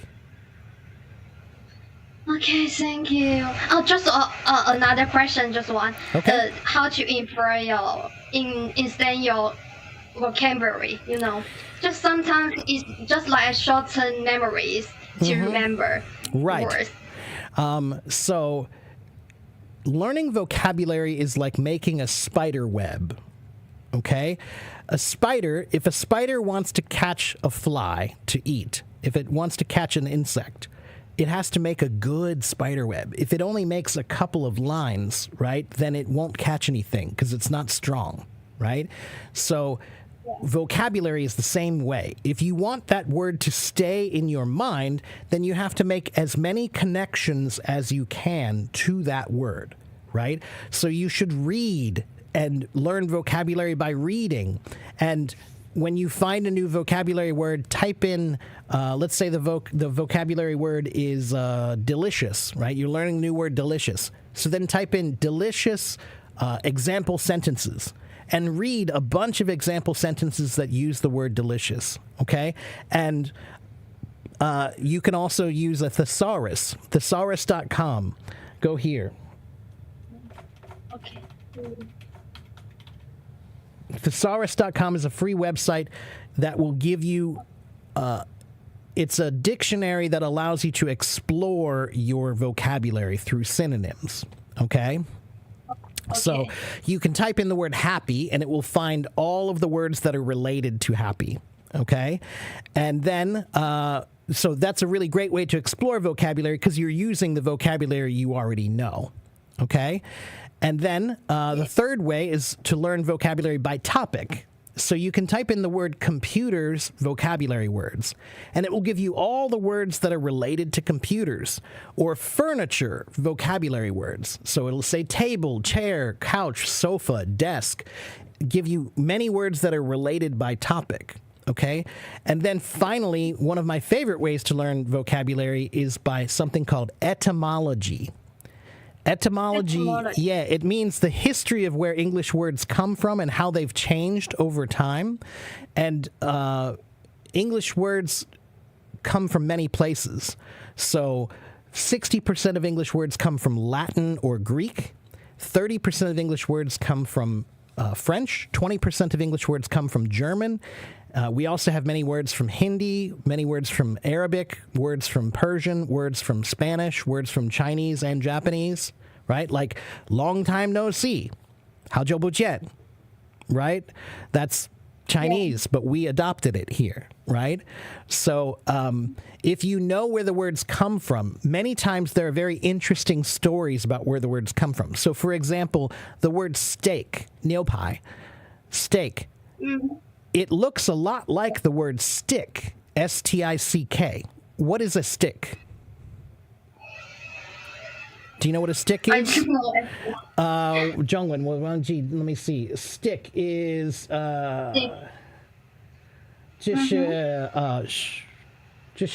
don't know. I 这是 know. 棍 STEAK. yeah, 对 yeah, 这是棍子棍子. yeah, yeah, 棍子 right? That's a stick. And the word stick, S-T-I-C-K, it looks a lot like the word steak, S-T-E-A-K, and they sound the same, right? Almost the same, right? Why is that true? Because the word stick and the word steak are related. What is a steak? A steak is a piece of meat that's cooked over fire, right? And Yeah. how did we cook meat over fire first? What was the first way we used to cook meat over fire? We put it on a Using a stick. Yeah, so that's why those words are related. And so now you know those two words are related, and that memory, now you'll say, oh, well, you didn't know the word Wow. stick before, but now you'll remember it. Right? And there are many words Yeah. in English, like there are many words that have the letters co, C-O, right? Co means together. So cooperate means work together. Co-worker means the workers that you engage with together at work, right? Co-teacher, co-host, right? Clay was my co-host. So he works together with me. He's a host together with me. Co-pilot means the pilot that's together with the main pilot. Okay, so co means together. There are many words in English that have co. And pre, P-R-E, means before. So there are many words in English that have P-R-E in them, like preview and pretext and pretest and present and prepare. And they all mean something about before. Right? Or sub. Sub means under. S-U-B. Sub means under. So the word subway, sub means under, and way means road. So subway means the under road. 地铁. Okay. Yeah. Or submarine. 千水塘. I think that's what it is. In Chinese, submarine. Submarine. Yeah, submarine is 潜水艇. And sub means under, and marine means water. Water. So underwater. That's what submarine means. 泉水. 潜水艇, yeah.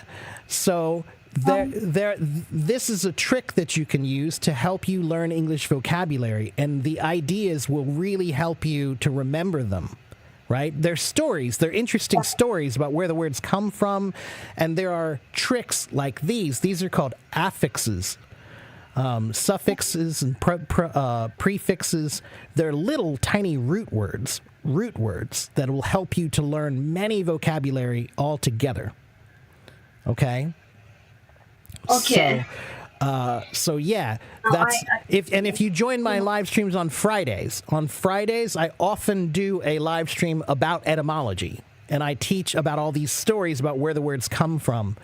And I've been studying this since I was about 15 years old. It's a hobby of mine, and so I have thousands of stories about where this word comes from and that word comes from, and once you learn those stories, you don't need to memorize them. If there's an interesting story behind it, you will remember. Like you're never going to forget the meaning of steak and stick. Now you'll remember those things Yeah. together because you go, oh wow, that makes sense. Yeah, right. So many English words are like that. If you find out where the word comes from, there are many interesting stories. Not all of them, but many of them. Okay. Okay. Okay. And so that's what I mean by making all the connections you can. If you use memorizing and you use reading and you use a thesaurus and you use topics and subjects to learn vocabulary together and you use etymology, those 5 things will give you many, many connections to those words. They'll stay in your brain. Okay? Gotcha. Okay. All right, wonderful. Thank Great. you. You're welcome, Daria. It was wonderful to talk to you. Thank you for coming on my stage, and I'll see you next time, Thank okay? you. You're so nice. Bye. All right, take care. For your teacher. Okay. Let's see. So, wow, we have a bunch of people waiting in line now. Okay, let's see. I think... I can't remember who was still waiting from before. I think Leo was, but I'm not sure. I'm going to try Leo. Leo, do you want to come talk to me? Hello, Leo. Okay. How are you? It's fine. How about you? I'm pretty good. And Yeah. where are you in China? 你住在什么城市? I lived in China and Changsha, Hunan province. Chaosha Hunan province. Okay. All right. Yeah. And what can I do for you today? How can I help you? Yeah, it's my honor to have this opportunity to talk with you, and I just listened to the communication between you and Daria, and I think you you should you should encourage yourself to speak with others. And I have a problem is that when sometimes I speak with native speakers and the sentence and the organization about the sentence is not good. Sometimes maybe the grammar is not well.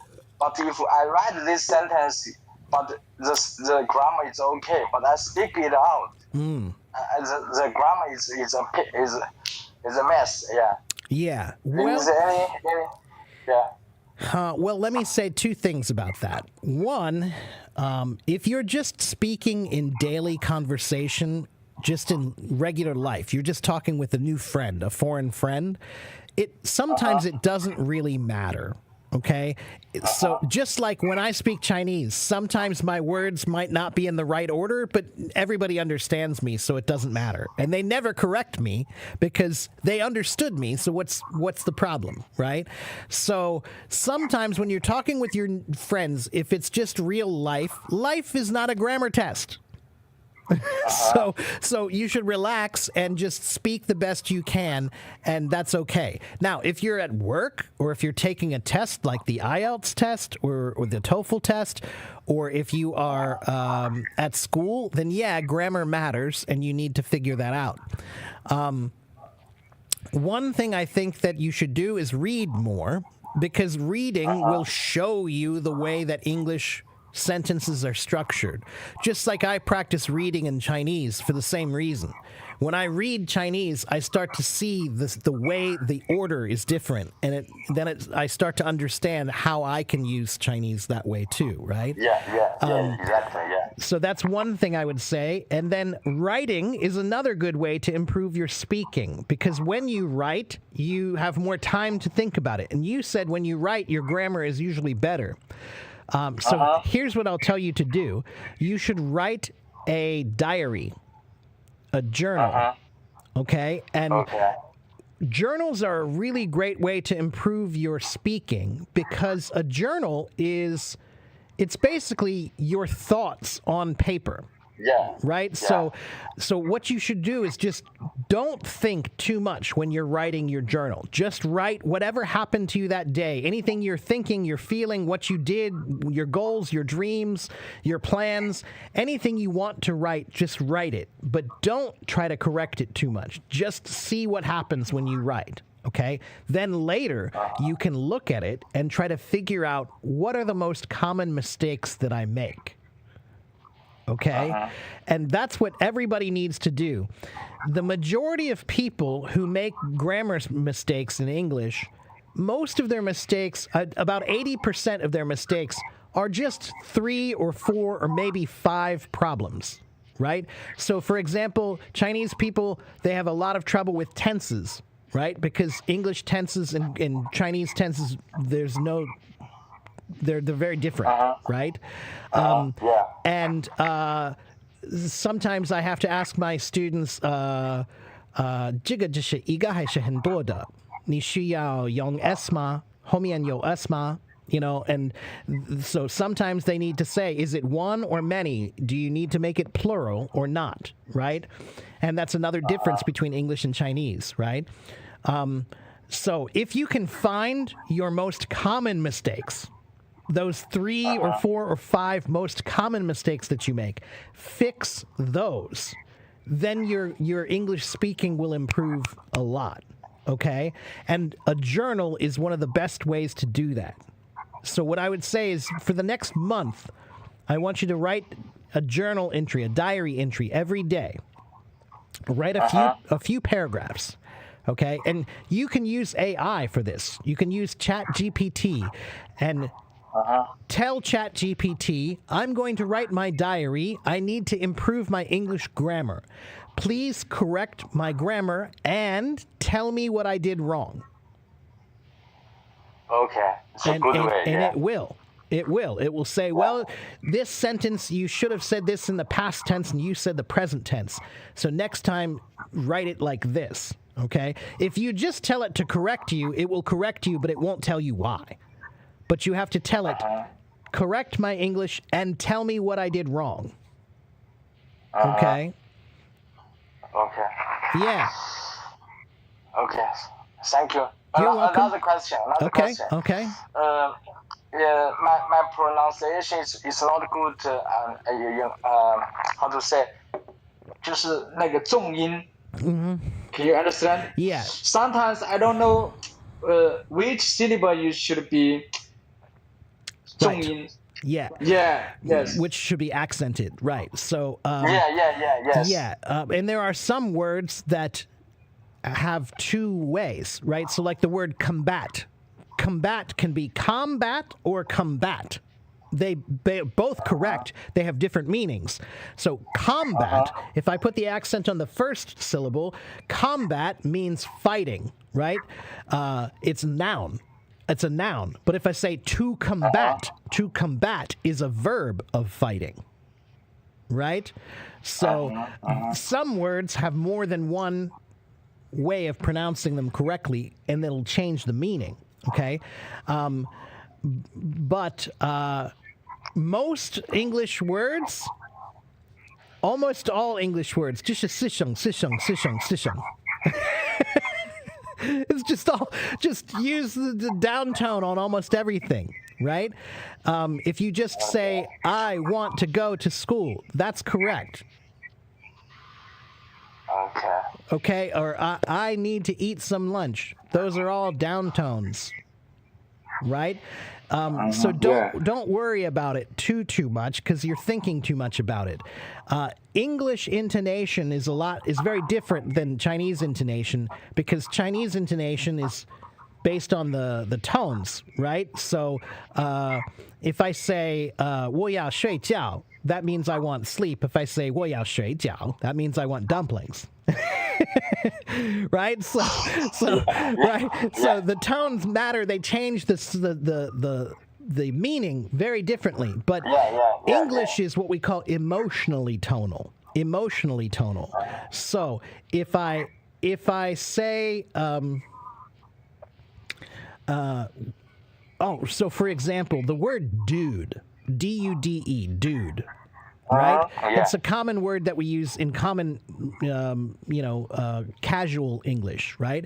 I can walk into the room and I can say, dude, and that means, I'm surprised to see you. I can walk into the room and I could say, dude, and that means, what are you doing? I could walk in the room and say, dude, and that means, are you okay?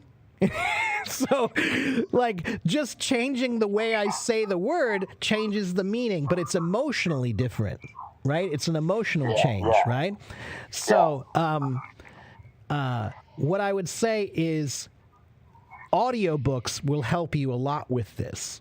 So if you want to practice your reading, get an audiobook, and you can listen to a native speaker read while you're reading, and you'll hear the music of the language. Every language has a music to it. There's a certain way it sounds, okay? And if you listen to an audiobook, or podcasts are really good for that too, you can hear the way we sound, okay? And then you can start to mimic that, pretend to do that, okay? But your pronunciation is not too bad. I will give you one more tip. 如果你说中文，你需要用好小的口，可是如果你说英文，你需要用好大的口。You need a big mouth if you speak English. English is a big mouth language. Chinese is a small mouth language. So if you want to know why do I sound more clear, it's because look how much I move my mouth. I open my mouth a lot, right? So when I practice the vowels, I say A, E, I, O, U. Very big, right? If I practice the other sounds, A, E, I, O, A, da, da, E, zhong da, I, xiao da, A, E, I, A, E, I, O, okay? And then, you can go to my website and maybe you can buy a couple of lessons from me and I can teach you my English pronunciation system. Okay? When I learned Chinese, I learned Bapa Muffa, right? Bapa Muffa, Data Nala, right? All of that, right? And I created my own English system for practicing English pronunciation using phonics. So go to my website. It's right here. One moment. Here's my website. And you can get private lessons from me if you want private lessons, everybody. And especially if you're Chinese, because I do speak Chinese, so it helps. Because I know the difference between Chinese language and English language. So that really helps to understand why you're having trouble and why you're having problems, right? So, and I can sometimes explain things with Chinese that will make you understand a bit more clearly, okay? So that's what I would say is remember to open your mouth more when you speak English. When I speak Chinese, I try to remember to make my mouth smaller. Okay? All right. Anything else, Leo? No. Thank you for your advice. You're welcome. It helps me a lot. Yeah. And I will give the chance to other peoples. Okay, wonderful. Well, it was nice to talk to you. I'll see you next time, okay, Leo? Okay. Okay. Thank you. Bye-bye. Bye-bye. All right. Thank you guys for being patient. I am trying to help as many people as I can. Okay, let's go to continue in Iraq.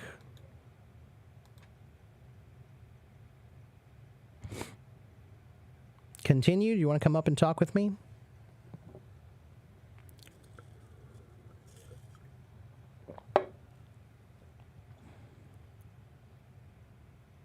Continue. Are you there? I'll try one more time.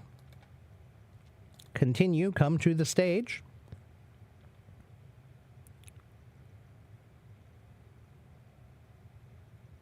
Okay, well, continue doesn't want to come, I guess. I'm going to go to Othniel. Othniel, because I really like that name. And I'm not sure where that flag is from. Othniel, do you want to come talk to me?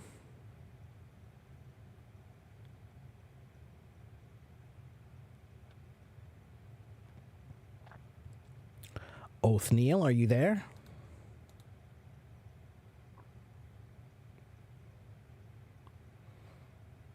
Othniel doesn't want to come either. Okay, let's go to Pakan.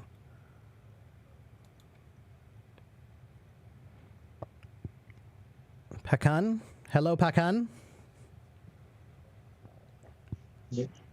Hello. Hello. Teacher. How are you? I'm good. Good. How about you? I'm pretty good. And you're in Indonesia, right? Are you in Jakarta or where are you? No, I'm in Jakarta. It is my second account. I have understood yesterday. Oh, okay. With name Wedang. Okay. If you remember. I think I remember you, yeah. Okay. Yeah. Yeah, because my first account have reached the limits. Ah, right. I use my second account. Okay. Well, you can also always go to my YouTube channel. Yeah, if you go to my YouTube channel, there's no time limit. Yeah. I make some trick to handle Hello Talk limits. Yeah. Yeah, many use people do that. Second account. Many people do that. Yeah. So how can I help you today? I have a request. I want to practice my speaking. Okay. Please hear me. I want to tell my short story. Okay. Yeah. When my first motivation why I learn English because I like read Japanese comics. Okay. Then when I read Japanese comic in Indonesian, because Indonesian kept. Oh my God, my limits have. Oh no, you already have a limit. I'm sorry, teacher. That's okay. There's the limit. You can go to my YouTube. Go to my YouTube, and you can write your comments, write your question in my YouTube chat. Okay, if you join my YouTube. I have the third account. I will. Oh, I okay. have the third account. I will sing. Okay. Oh my God. All right. Okay. You can take me off. Okay. All right. Okay. I'll try to get you up again. Okay. You Bye can take me bye. off. All right. While we're waiting for him to come back, let's go ahead and talk to somebody else here. How about Zizzo? Zizzo. I'm not sure. Hello, Zizzo.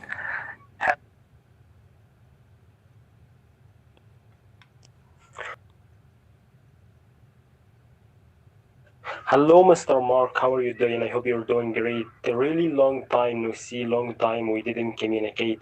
To be honest, I was busy in the last days, but I was looking for your room a lot, to be honest.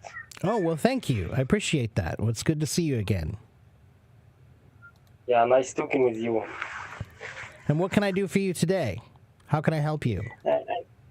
Yeah, actually, I don't have any specific questions, but maybe I can ask you. I didn't see your room in the last days, right? I don't know why you haven't seen me on in the last few days. I did take a break for about 2 weeks. I took a break just because I needed a break. Sometimes I do this stuff so much that it's I just need a break. So I did take a break for about 2 weeks, but I've been back for about a week and a half or so. I'm here. Monday, Wednesday, and Friday I do live streams, and Tuesdays and Thursdays I do voice rooms. The voice rooms, I'm trying to do my voice rooms in the evening now instead of the morning. to give different people a chance to join, right? So if I always do the same time limit or the same time zone, then the same people join. But so I try to change it a little bit so that other people have an opportunity to come and listen and watch. Yeah, actually, you're right. I thought there is a problem in this application or in connection because I didn't see you since about 2 weeks. Yeah, you're right. Yeah, but actually, you're right. Sometimes we need to separate from our work to come back stronger. That's right. Yeah. And Yeah, to sometimes avoid any depression. that's right. Sometimes I get a little bit overwhelmed with doing this so much, and I feel like I'm not getting my other work done. I have a lot of other work I need to do, and I love teaching here and I love helping people here, but I do have a lot of other things I need to do also, and so there's a lot of pressure on me because I want to be here for my audience, and it's important to be consistent when you're a teacher. But I'm a human being, and sometimes I just need a break. Yeah, you're right. You're a human. And also, as I told you, sometimes if you take a break, if you switch off after a work or after a busy day, you're going to come back stronger. That's exactly right. That's exactly right. Sometimes we get depressed from working, from studying, or something like this. Sometimes we feel that feeling. That's exactly right. Yeah, that's exactly right. So, okay, and tell me, what have you been doing recently?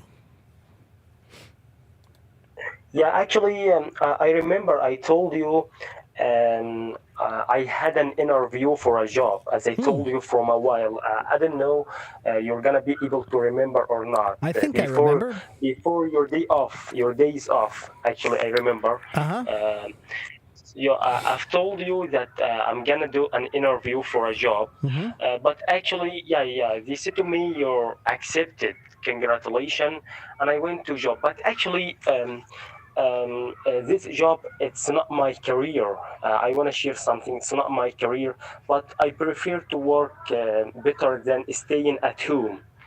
Okay, sure. So, of course. So it's just something to do to keep you busy. Yeah, it's just a temporary job to work. Yeah, sure. And I hope to find a job for my career to get some experience, to have a good chance to travel outside of Egypt or something like this. Okay. Yeah, but I know someone, I know the husband of my sister told me that he knows someone maybe can help me more to find a job in my career. So I'm gonna meet him tomorrow, inshallah. Inshallah. Okay, well, good for you. Good for you. And congratulations on getting the job, though. That's great that you got the job. Yeah, that's very kind of you, Mr. Mark. I'm happy for you. Yeah, I noticed that you have a live right now. I was in the room, so I kicked myself out from the room and joined to your room because I really appreciate you. I really like to talk with you. To be honest, I benefit a lot from you. Thank you. I appreciate that. I appreciate that very much. Thank you for coming and thank you for following me.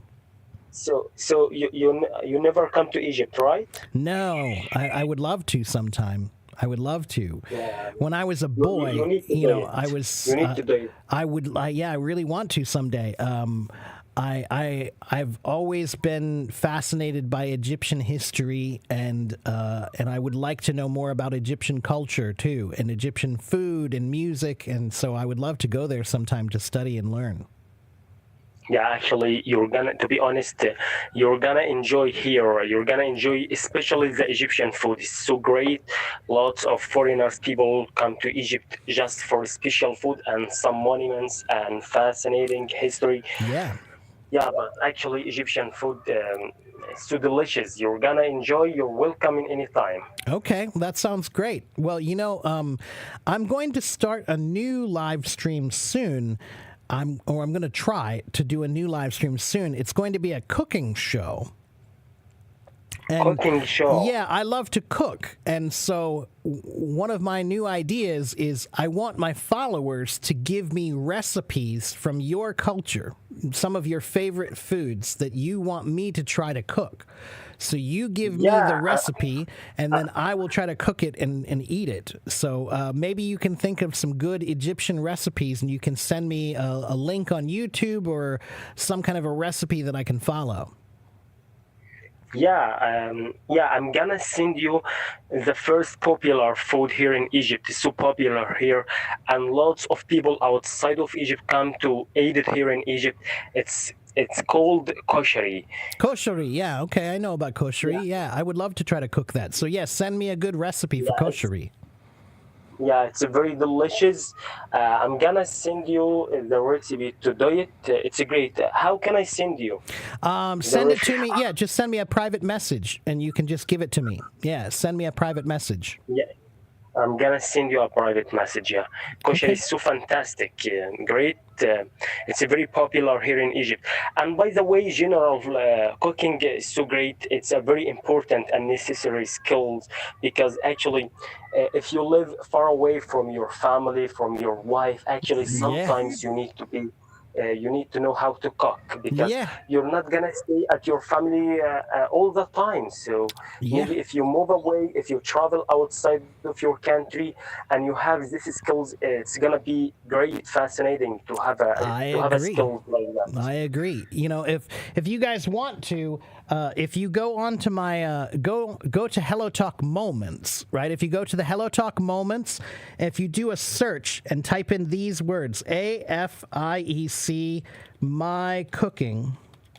If you type in these words, you'll see all my posts with my cooking. And I'm not a chef, but I'm a pretty good cook. I've been cooking since I was about 11 years old. And I do almost all the cooking in the family here. So I love to cook. And if you want to see what I've cooked, then go to AFIEC My Cooking, and you guys can see all the different things I've cooked. I've posted many of them. So, and where I can find it? In the moments on Hello Talk Moments, right? The moments posts, right? They have many posts. Everybody types in their daily, whatever they're doing every day. That's where you can type it. It's called Moments, Hello Talk Moments.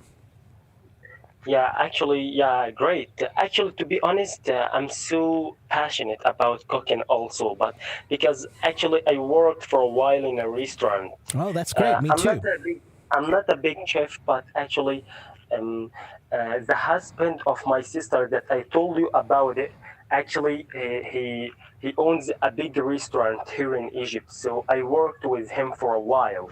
But actually, I left this job because I'd like to focus more on my education or something like this.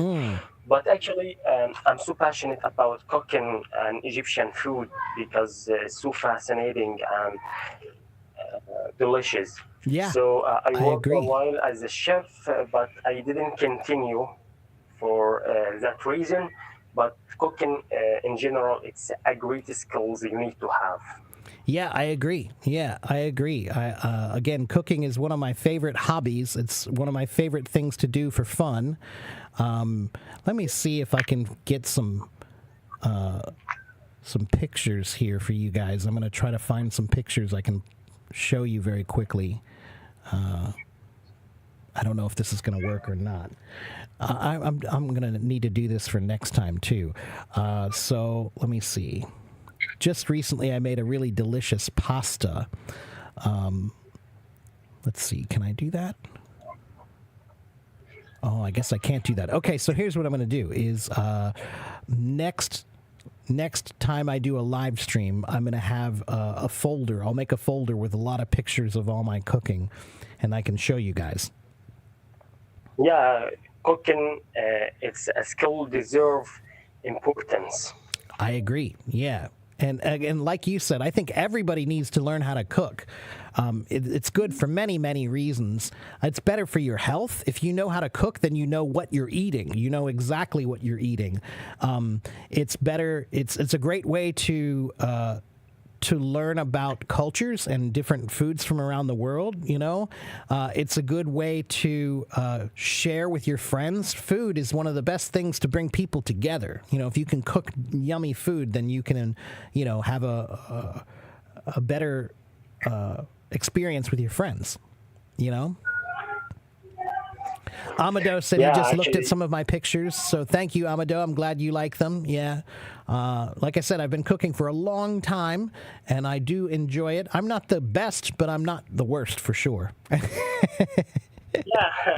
we are here to learn in our life. That's right. So, yeah, you're not under pressure to cook or something. It's just a skills to have. You need to have, but actually, it's how can I say? It's a very good skills to have, or something like this. I agree. I think it's something. I really think everyone should learn how to cook. Everyone. I don't care, boy or girl. Yeah, I think you need to know how to cook. It's a good skill to learn. It's good for you to know where your food comes from and how it's made. And the best part of cooking is when you become a great cook, you can cook anything.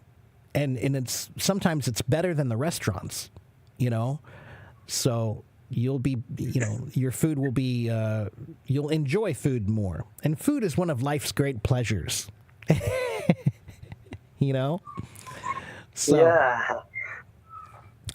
Well, Zitzo, I'm going to let you go and see if I can get back to talking to Paki. But thank you very much for coming and talking with me again, and congratulations again about the job. And keep working. And I'm sure you'll get. Thank you.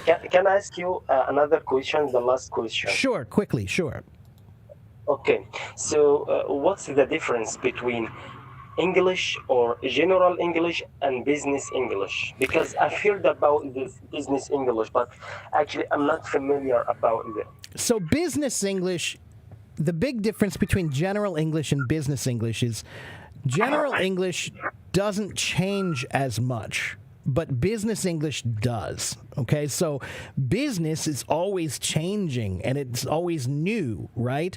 So, 30 years ago, we used to talk about fax machines, and that was a really important part of business. But they're not that important in most businesses now. But now email is very important, and technology with cell phones is very important. And so business English, I don't think it's a good idea to get a book about business English, because that book will only be valuable for a short time. Because business English always has to be new and fresh. So the best way to learn business English now is there are many courses online. There are courses online that you can sign up for, and those courses will teach you the most current vocabulary words and terminology of the business industry that you're in. Okay, so every industry has their own words that go in that industry, and that's what we call terminology, okay, or jargon. And but that jargon and those terminologies, they change over time, so you have to stay current. So business English is a more formalized English, and it has to be current. That's really the big difference, okay? And that it's business English is focused on business. It's not just chatting with friends. It's focused on business and how to talk to your clients and your bosses and your workers. That's business English. Okay? Okay.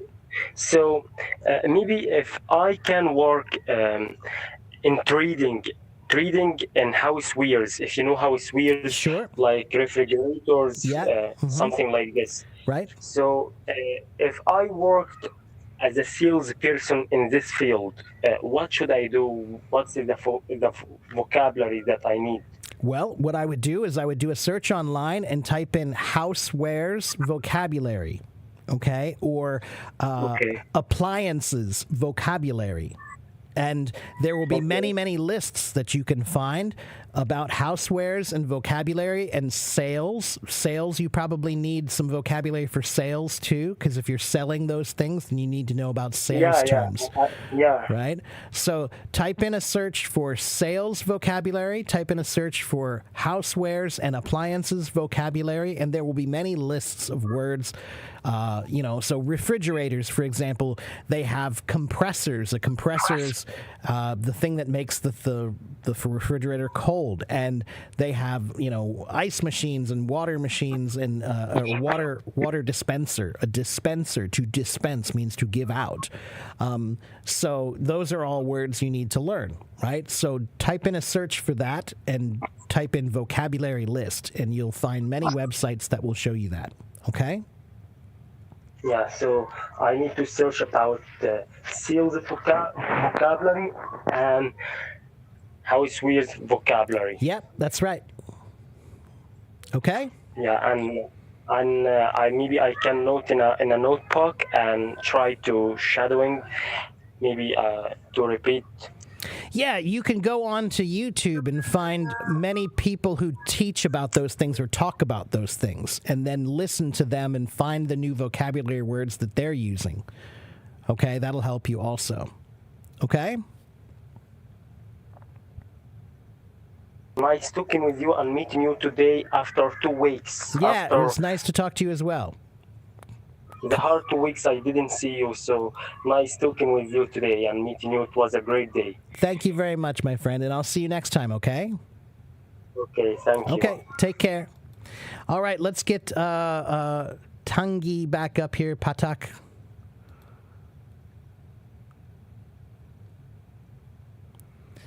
Hello, Patak, how are you? You're back. I'm good. I'm sorry. Yeah. Okay, so This is my turn account. okay, and tell me again, what was your question again? Yeah. I just want. Oh, you just wanted to wanna talk. know. Yeah. I just want to talk because I just want to know, is my sentence is clearly or not? Okay. All right. So let's talk. Okay. Since we were talking about food, let's talk more about food. Tell me about food in Indonesia. What's your favorite food in Indonesia? Oh. I think in Indonesia, because we have many tribes, we have many foods. Okay. We have many culture. We have many foods. Okay. Like me, I'm a Japanese tribes.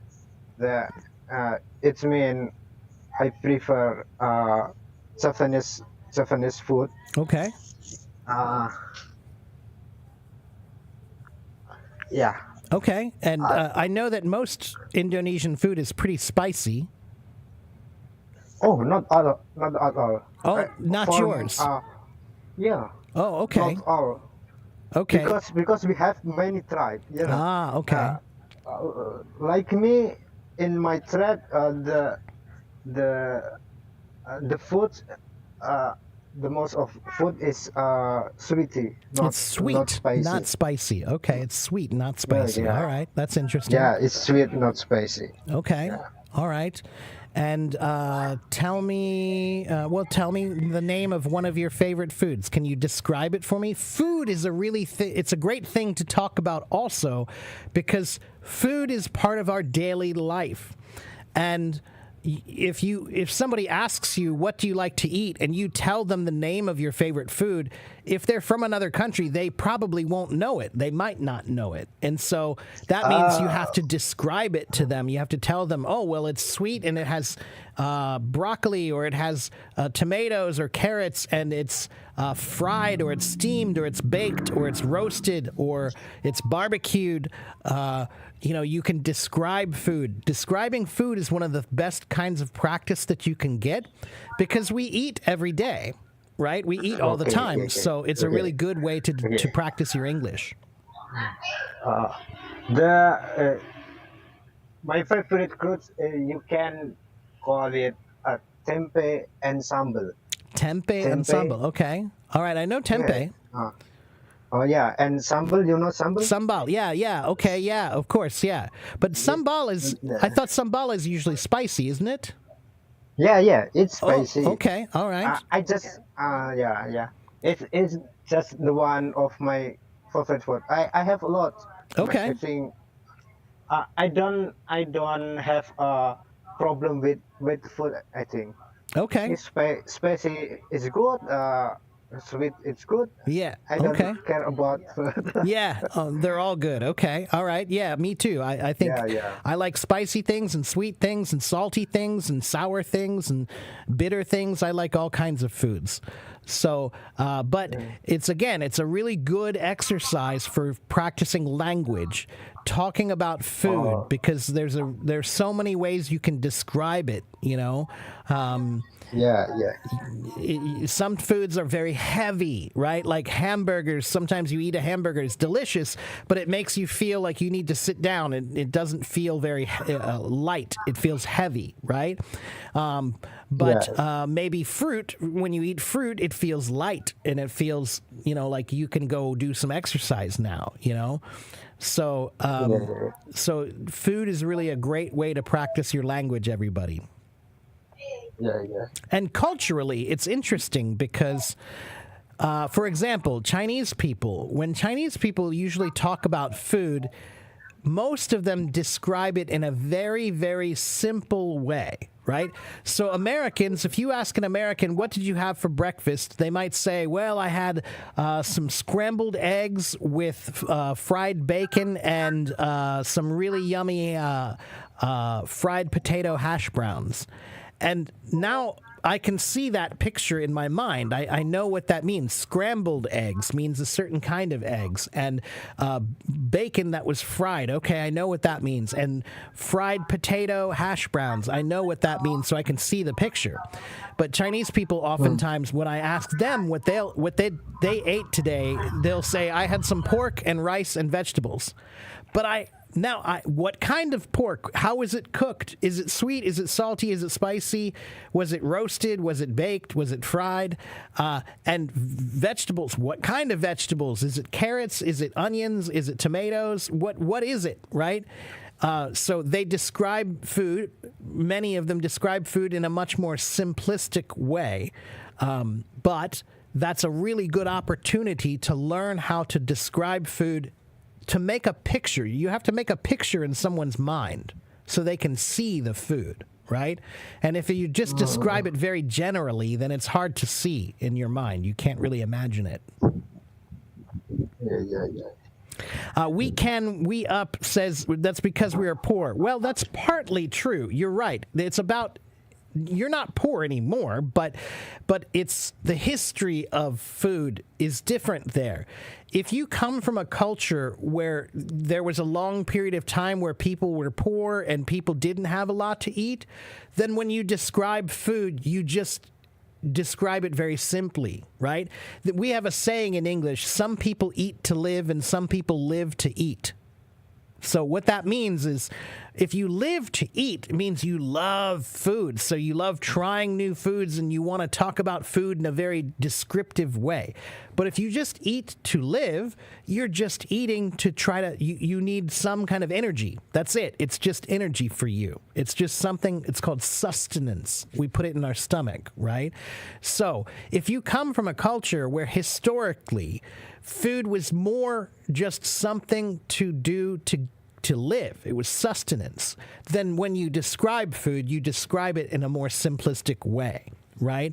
But if food is an indulgence, if it's something that you experience to as part of making your life more interesting, then you describe it very differently, right? So again, I'm not saying all Chinese people are like this or they describe their food that way, but many of them culturally, that's just what I've noticed, is that when I ask them what they eat, they usually describe it in very simplistic terms and not very descriptively. It's very general. Yeah. So yeah, that's just a difference. But that's why I encourage Chinese people to practice talking about food in a different way. You know, Chinese food is delicious. It's amazing. It's one of my favorite foods in the whole world. So describe it that way. You know, make people want to eat it with your description. When you describe it beautifully and it sounds delicious, then people will want to try it. But if you just say, I had some rice and pork and vegetables, it sounds a bit boring and not very interesting, right? You know? So, Patak, are you still there?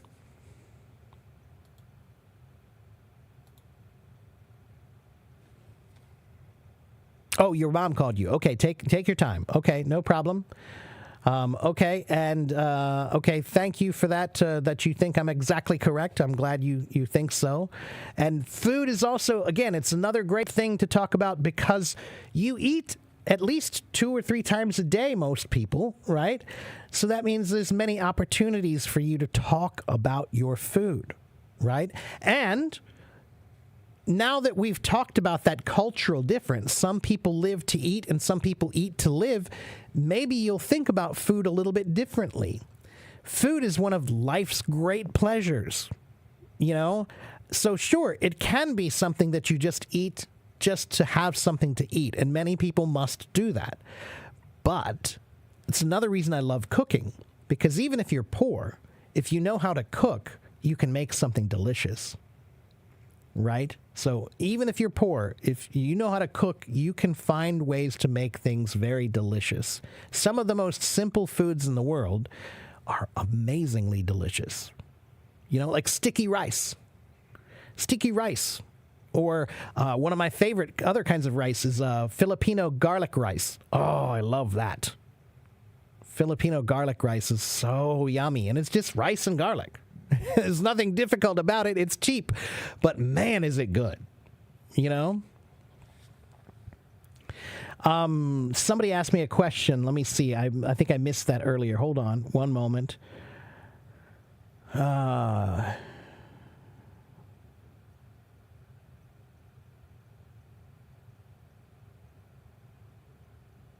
Mitch says, I think there are no things that I do not like to eat. There's nothing I don't like to eat. Hash browns is a kind of fried potato. Hash browns are potatoes that are chopped up into small little pieces, and then you put them into a cake, and then you fry that. That's hash browns.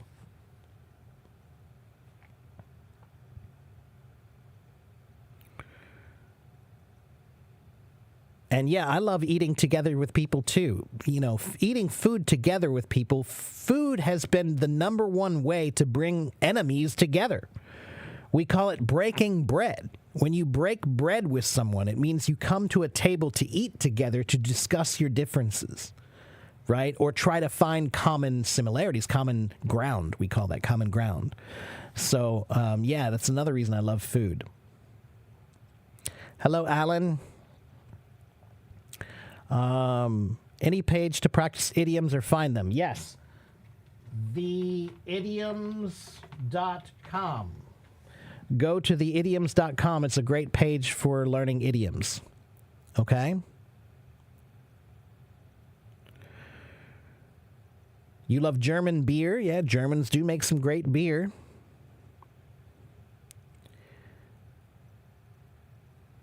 And there was one more comment. I know I missed another comment or question. Let me scroll back a little bit and find it. Please be patient. Oh, thank you very much, Amado. Thank you very much.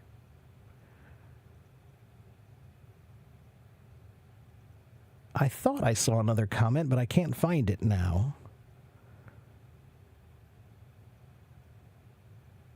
Well...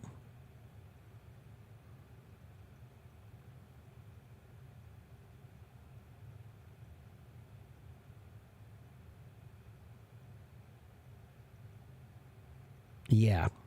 Okay. I don't know why. I thought I saw another question, but I don't see it here now. That's weird.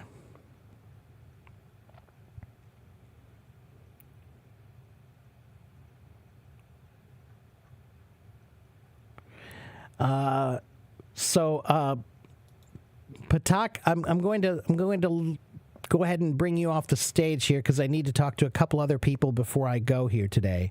But it was great to talk to you. I hope. Oh, okay, good. You see me. Okay, good. So come back and see me again sometime. We'll talk some more. Okay? That's okay. No problem. It's no big deal. Okay. What's the difference between teenager and adolescence? Not much. Adolescence means pre-adulthood, so before you're an adult. The teenager means the years 13, 14, 15, 16, 17, 18, 19. All of the numbers that have the word teen in it, those are the teenage years, right? And that roughly is the same amount of, same time period as adolescence, okay? Adolescence, I think, ends a little bit sooner. At least in my culture, once you're 18 or 19, you're considered an adult legally. And now there are some 18-year-olds who are more mature and some who are less mature. And if you are less mature, then you act like an adolescent. Yes, teenagers are all adolescents. Yeah, but like I said, once you get to be 18 or 19, you might be considered more of an adult. It depends on how you act. Okay, legally, you are an adult. All right, let's see. Let's talk to Hajar. I see you waiting, but Michi has been waiting a little bit longer. So let me talk to Michi, and then I'll try to get you up too. Okay, Hajar? I never like to get more than one person on the stage because I can't see the time limit. So when I have more than one person on the stage, sometimes the time limit, somebody will be removed before I even get a chance to talk to them. Sure. Hello, Michi. How are you? Hello, my name is Miki. Miki. Oh, Michaela. I'm sorry. Michaela. Yes. Okay. And you're in Italy, yes? Yes. Okay. I'm Italian. I'm from Rome. You're from Rome. Okay, wonderful. Yes. Okay, well, it was nice to have you here. And thank you. What can I do for you today? Actually, I had the same problems Leo was talking about couple of hours ago, and you gave really good advices. So write a journal and so on.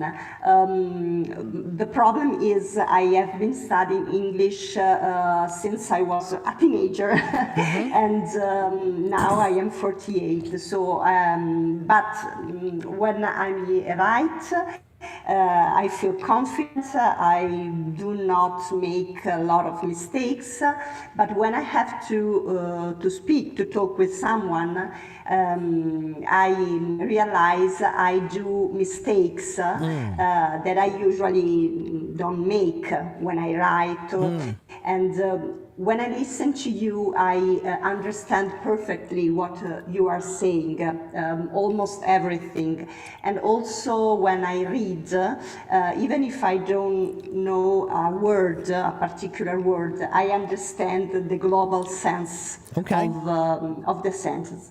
But my problem is talking and pronunciation. I don't have a lot of opportunities of chances to exercise. Right. So I don't feel confident in this kind of activity. Let me give you my other most popular advice that I give often here. One of the biggest things that I teach that is that you won't hear in many other places, or most other teachers don't talk about this, is when they teach you about language, they teach you that there are 4 parts of language: reading, writing, listening, and speaking, right? But there is a 5th part of language that's the most important one, and that is thinking. Okay, so I consider thinking is like the platform that reading, writing, listening, and speaking stand on. If you don't have good thinking in the language that you're learning, then you can't possibly have good reading, writing, listening, or speaking in that language. But many people, when they learn a new language, they think that it means that you first think in your native language, then you translate everything, and then speak. But that is too slow. You cannot possibly be good in a language if you're trying to translate everything all the time. So one of the best ways that you can improve the strength of your language and your comfortability with the language is by learning how to think in English or think in whatever language you're studying. This works for any language, but so when you learn a new language, I basically consider it to be like you have two brains, right? You have your native brain in Italian, and you have your English brain, which is either a baby brain or maybe a teenager or, you know, something like that, right? Elementary school, something. And so, of course, you can't think equally, right? There are many thoughts in Italian that you can't possibly have yet in English, right? If you want to discuss the Renaissance and you want to discuss Machiavelli, that's going to be hard to do in English, right? But but if you use your English brain, when you start to use it, it will grow. If you never use it, it will never grow. So when I was in high school, I learned German for 3 years, and I can't remember any of it. Not really. And the reason why is because they never mentioned thinking. They were encouraging us to translate everything, but I think that's a failure. So right now, though, Michaela, I live in the United States, and I speak Chinese, and I can practice my Chinese anytime I want, every day, because I just think in Chinese. So I live my life the way I normally do. I go to the store and I think, 今天我需要买什么东西? That means today, what things do I need to buy? Okay, and then that's very interesting. Right. So you're right. Anybody says that when you're studying a language. That's right. It's very useful. Right. Thank you. And so if you learn how to think in the language, and you can practice it anytime you want. You know what they also say about languages? If you don't use it, you will lose it. Right? But that's not true if you know how to think in the language. Right? You can go anywhere. It doesn't matter where you are in the world. You can practice the language. So when I cook dinner, I think in Chinese. When I watch TV or movies, I think in Chinese. When I'm gardening, I think in Chinese. When I go to the store, I think in Chinese. Now, the other benefit of this is it means you get a whole lot more opportunity to practice. Right? Normally, when you think about learning a language, you think, well, maybe if I study for 1 hour every day, that's enough. Or maybe if I study for 2 hours every day, that's enough. And 1 or 2 hours a day is great, but let's be honest. Do you really think you're going to be able to learn very quickly or efficiently if you're doing only 1 or 2 hours every day? There are 24 hours in a day. We sleep for 8 of those. But so the rest of the time, 1 or 2 hours is all you're doing, you're not going to advance very much. But if you learn how to think in the language that you're learning, you can spend a great deal of your day using that language in your mind. Okay, and that means you can practice. So I always say the great Dutch painter Rembrandt. Rembrandt was a famous Dutch painter, and he said, use what you know, and you will find out now what you do not know. And this is how this works. So in the beginning, when you start thinking in English, it's very difficult because you feel like a baby. Yeah, because you're looking around and you're like, I don't know how to say that. I don't know how to say that. I don't know how to say that. Right. And it's scary. That's why many people don't do this. Right. But if you start using it just like a baby, you will learn what the names of those things around you are, and you will start to gain more ability. Okay? And the other reason why this system is great is because textbooks, they teach you the language that they think you're going to need to know, but they don't know you, so they don't know what you really need. But when you learn how to think in English, you are using English to define your personal world. So it's the ultimate practicality in language. You are really learning what's practical for you to know, not just something from a book that they think you're going to need to know, right? So the books always talk about, like, I have 2 pencils and 3 erasers in my book bag. It's great. Like, okay, great, but I'm not 10 years old. I'm not in school anymore. So that's not very useful for me. But if you're learning about the things that you see, just look around your room right now. Do you know how to say all of the things that you see in your room in English? If you don't, write them down. That's your homework. Search, yes. Yeah. Thank you so much, Teacher Mark. Thank you so much. You're really. welcome. You're welcome. And if you go to my YouTube channel, there's a 5-minute video about how to think in English. Okay, there's a 5-minute video. Okay. I have a 4-step process, right? Step 1 is what I call baby English. Baby English is what do babies think about? They think about their feelings. They think about what they want, what they need, what they like and don't like, right? So they think, I'm happy, I'm tired, I'm sad, I'm hungry. Those are very easy thoughts, very easy. There's nothing difficult about that. But we have those thoughts all the time. But whenever you have those thoughts, you're still having them in your native language. Change that. Every simple thought that you have, you should try to have in English. Okay? Babies think about, I like chocolate, but I don't like broccoli. Okay, great. Likes and don't likes, those are very easy. Start walking down the street every day and look around and start to think about what you like and don't like in English.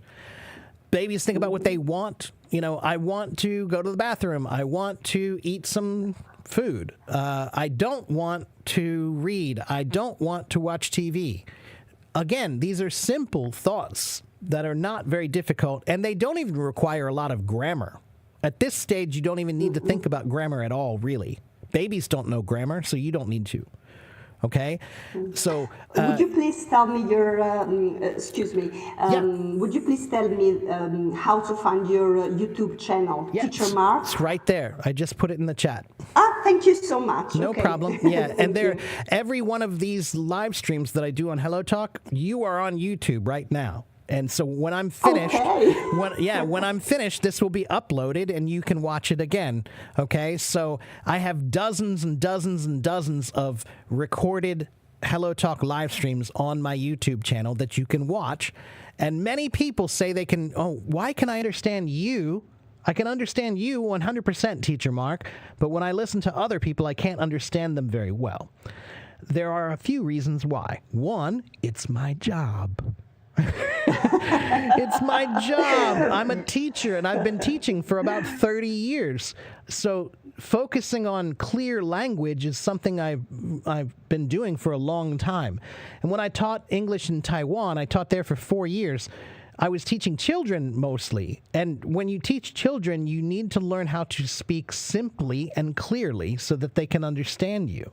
And simple, clear language works well for everyone. Oh, I lost you, Michaela. I guess your time limit was up. But so that's why it's easier. One, it's my job. It's my job. I do my best to not speak too quickly. I do my best to use simple language that everyone can understand. And I really do believe that simple language is the best language. Albert Einstein said, if you can't explain it simply, then maybe you don't really understand. Okay? And simple language brings people together. Advanced language, sometimes it excludes people, right? And I'm not here to exclude anyone. I'm here to try to teach as many people as possible. So I use simple language, okay? That's one very good reason why you understand me better than other people, okay? I'm trying to enunciate. Enunciate means to overpronounce the words, to really make sure everything is very clear when I speak. And then I also use the nicest equipment that you possibly can. I'm a musician, right? So when I started doing this, I knew exactly what microphone I needed and what equipment I needed to have the best possible sound. So the sound that you hear from me is as good as anything you're going to hear on the BBC. It's as good as anything you're going to hear on any national broadcast show. It's the same equipment they use. So those are the reasons why you can understand me. Yeah, next time you're watching TV, see if you notice that they use the same microphone that I do. This is a very famous microphone. It's used in many, many, many newscasts and broadcast shows and radio podcasts and things like that. It's called the RE20.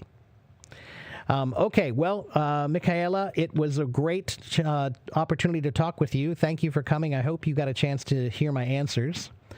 And No, it's not Shure. It's made by Electro Voice, EV. Electro Voice, RE20. It's not a Shure. This one is a Shure. I've got a Shure microphone here. This is the SM58. It's a very popular vocal microphone for bands. But this microphone is a broadcast microphone. Okay, guys, I have time for maybe one more person. Let's get Hajar up here. Hajar's been waiting for a while.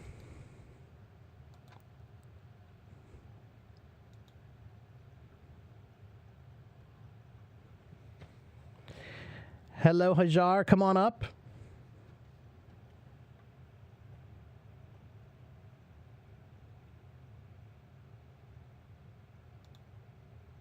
Hello, can you hear me? Hi, Teacher Mark. Hello, how are you? Thank you. I'm doing well. How about you, teacher? I'm pretty good. Am I pronouncing your name correctly? How do I say your name?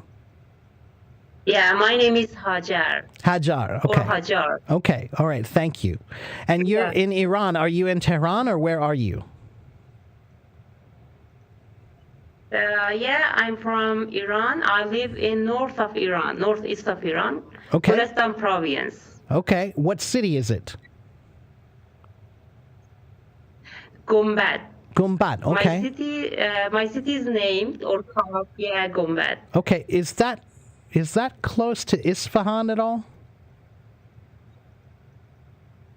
No, it's not close, teacher. Okay, all right. I'm trying to remember where it is. Okay. All right, and what can I do for you today? How can I help you? Teacher, actually, last year when I watched Friends series, actually I didn't understand anything. But this year I can understand all of them. But my question is, thank you, teacher. Is it necessary when the actors talking together? Is it necessary to take a note? I don't know.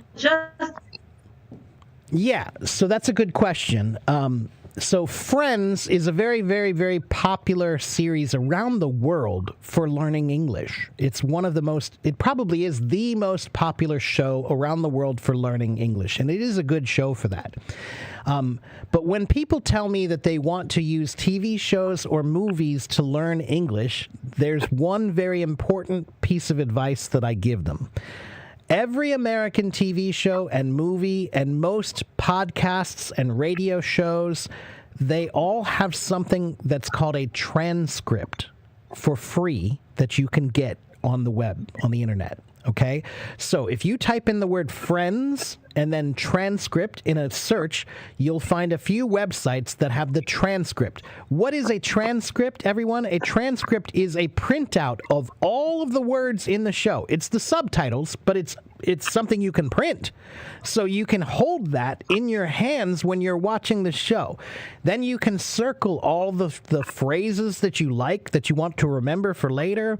Vocabulary words that you don't know, you can circle those and find them later. Maybe there are some words that you need to work on the pronunciation. So if you have the transcript, you can make notes using the transcript, and that will be very beneficial to you. And like I said, literally every American TV show and movie has a free transcript on the internet. You just have to find it and print it out. Okay? And what I tell people is if you're using TV shows to watch, to learn, you should watch it several times, not just one time. Okay? So the first time you watch it with no subtitles and no transcript. Just see what you can understand. Okay? Just see what you can understand. The second time you watch it, you can watch it with the subtitles in English. Okay? The third time you watch it with the subtitles in English and the transcript. Okay? The fourth time you watch it, you can watch it with just the subtitles again. And then the fifth time you watch it, again, you watch it with nothing. And see if you improved from that time period. Right? So, yes, I know it's many times to watch it, but sometimes we watch those shows many times anyway. right? So you just have to make it part of your learning process. Okay? But the transcript, everybody, get the transcript, get the transcript, get the transcript. It's one of the best tools that you can use to help you use TV shows or movies to help you learn. TED Talks, for example, TED.com, TED Talks, all of those on the website, they have a free transcript. Okay? So that's what I would suggest to you. You should make notes. But if you have the transcript, it will be much easier to make notes. Okay? Oh, maybe a bad connection?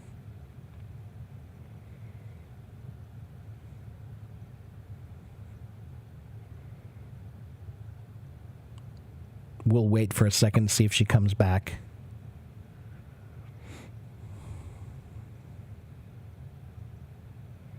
And Jack says, watching without the transcript is better than watching with if you want to improve your listening. I would agree with that, Jack. But again, I think you should do it in multiple stages, right? So that's why I said, really, I encourage people to watch it about 5 times. 1 time with nothing, 1 time with the subtitles, 1 time with the transcript, again, maybe with the subtitles only, and then again with nothing. And by the time you watch it the 5th time, if you studied each one of those in a different way, yeah, you should be able to understand the show a lot more on the 5th time. Okay?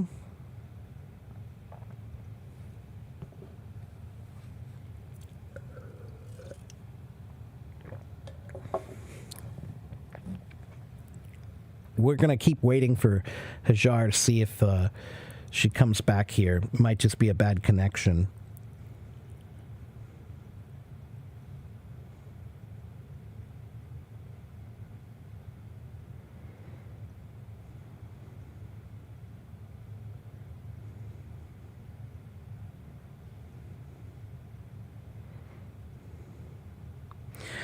Somebody had a question here. Let me see if I can get this other question.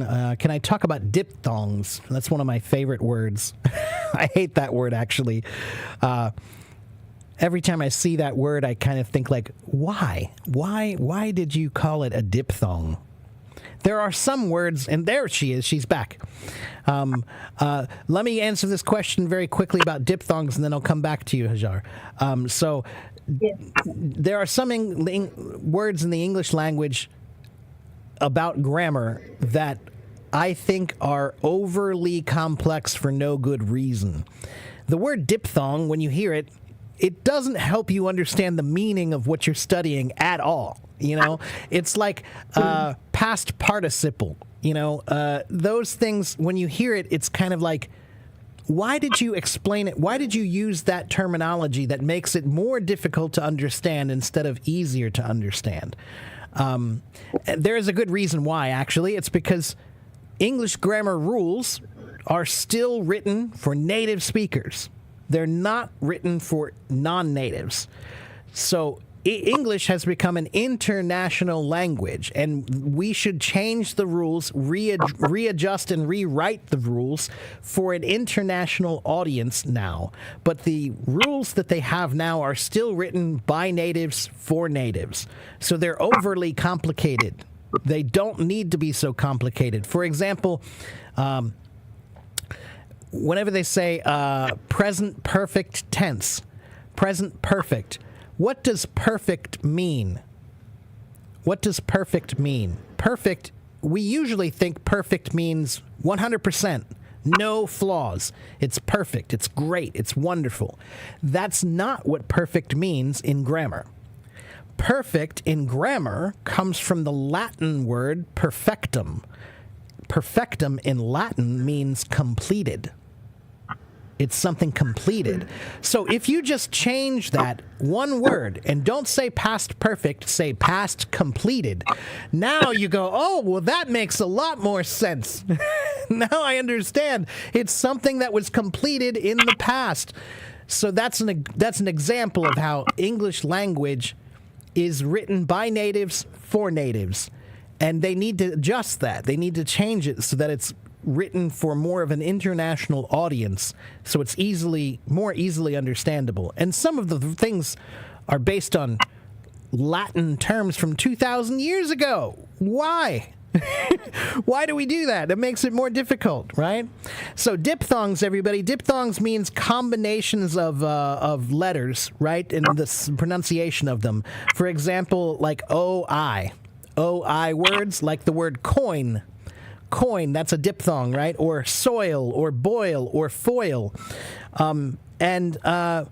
So what do you exactly want to know about diphthongs? Wasim? Diphthongs, there are many diphthongs. They're just combinations of letters and the pronunciation of those letters. So what I would say is the best way to practice those is, for example, right here, I'm looking at a website that has, if you type in diphthongs word list, there will be many pictures you can look at. They're just pictures, images, that have lists of diphthongs in order of the same type of diphthong. So like boil, foil, soil, coin, oi, oi, oi. Those are OI sounds, right? EU. So for example, OU, like out, shout, proud, about, outlook, south, mouse, mount. Those are all ow, ow, ow sounds. So that's what I would suggest, is that you start getting some lists in order that are grouped together and practice saying them that way. Okay? We lost Hajar again.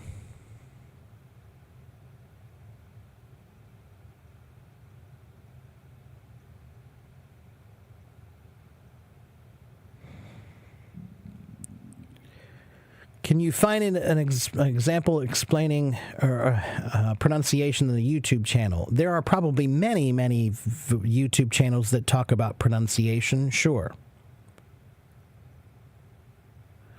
Ravi, go to my YouTube channel and watch this. This live stream is on YouTube right now. And when it's finished, it will be uploaded onto YouTube, and later you can watch it again. And I've already talked about vocabulary like 3 or 4 different times today. Okay, I've talked about how to improve your vocabulary multiple times today. It's on this live stream. Go watch it later, and you can see my answers. And you can follow my YouTube. There are many videos on there about vocabulary too. Okay?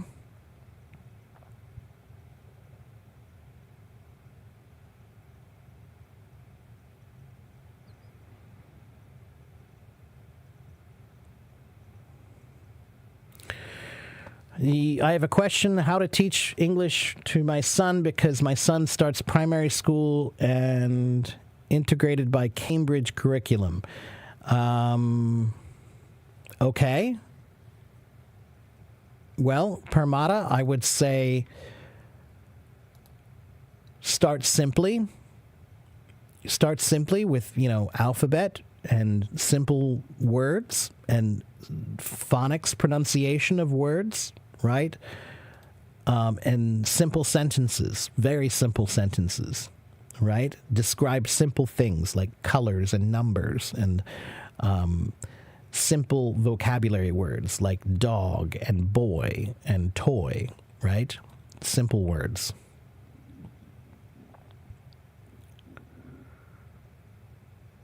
You're welcome, Ravi.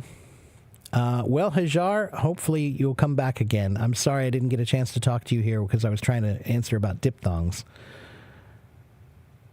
But man, do I hate that word. Diphthong. I'm going to look up the etymology very quickly to see where do we get diphthong from.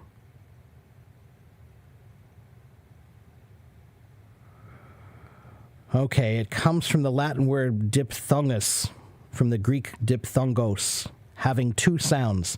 Di, meaning double, and phthongos, meaning sound or voice. So, again, there's a perfect example. That word comes from Latin and Greek from thousands of years ago. Why? Why are we still using that word to describe something when we could easily change it to something? For example, if it's die meaning double and sound, so why not just call them diphono, which is where that word comes from as well. Phono meaning sound, and we know the word phone, telephone, right? So diphonum, diphonous words, that would make more sense to me and be easier to understand. Di meaning two and phonos meaning sound. So yeah, but diphthong, no, come on. It's another Greek Latin word. Yeah. Well, how can I know if I've reached that point when I should care less about my skills in the language? We lost her. I think it was the time limit this time. Guy on the internet. There is never a time to stop working on language. Learning a language is like learning a musical instrument. You never stop. You're always going to keep trying to be better. Okay, there is no end to language learning, just like there is no end to music. Okay? So there is no end. Stop trying to imagine that there's a stopping point. There is no stopping point. You will continue to always try to be better. Okay? Over in my YouTube, I have a question here. Two is asking me, if my writing skills are around the upper intermediate level, should I use AI chat to correct my writing and suggest ideas, especially when I'm preparing for the IELTS test? So two, the secret of using AI properly is making sure you give AI the right instructions. If you don't give AI the proper instructions, then the answers it gives you will not be as valuable or useful. So what I would say too is make sure you think about your instructions and give the AI proper instructions. Tell the AI that you're working to prepare for your IELTS test. Tell the AI that you are at an upper intermediate level and you want to improve or advance to a higher level. Tell AI to not only correct your English, but to give you suggestions of how to do it better or tell you what you did wrong. Okay? So that's what I would say. Is I still think that it can be very useful, and it's without a private teacher. I still think it's the easiest way to correct your English, even if you're talking about upper intermediate level. Okay? All right, so guess what, everybody? I've been here for 3 hours and 13 minutes, and it's time for me to go. It's time for me to take a break. But before I go, here is my website. Go to my website, afiecenglish.com. You can go to my Linktree, linktr.ee/AFIEC English. You can find all of my links. You can find my Facebook. You can find my website. You can find my YouTube. You can find my Buy Me a Coffee page. You can find my rock band. Everything is on there. linktr.ee/AFIEC English. And here's my YouTube channel also if you want that. Okay. All of my live streams are recorded on YouTube and uploaded to YouTube, so you can watch them again and again and again. Please remember, this is my job. Please share. Help me. Think about how you can help me. I'm here helping you. I've been here for 3 hours and 15 minutes helping you. So what can you do for me? Can you share? Can you tell some friends or family about me that they can watch? Can you like my posts and leave comments on my posts? All of those things help me. So please remember that this is give and take. Give and take. So make sure you're doing your part. I'm here almost every day. Monday, Tuesday, Wednesday, Thursday, Friday. I'm either doing a live stream or a voice room. Okay? And I have done almost 1,000 voice rooms. Or, I'm sorry, almost 1,000 live streams. More than 900 live streams I've done for no money. So, try to remember that I can't do it forever for no money. But the thing is, the more popular I get, the more possibilities I have to make money. So you have to help me. I have about 71,000 followers here, and that's great, but I need 700,000 followers here. Okay? So you have to help me if I'm helping you. If I don't get enough help, then one day I just won't be here anymore. Okay? One day I won't be here. Lillian, I see you're here. I know. I'm sorry, but I'm really hungry and tired. My stomach is making noises. I need to go eat. So, Lillian, next time, okay? Next time, I promise, all right? So, thank you guys for watching. Thank you guys for participating. Thank you for supporting me.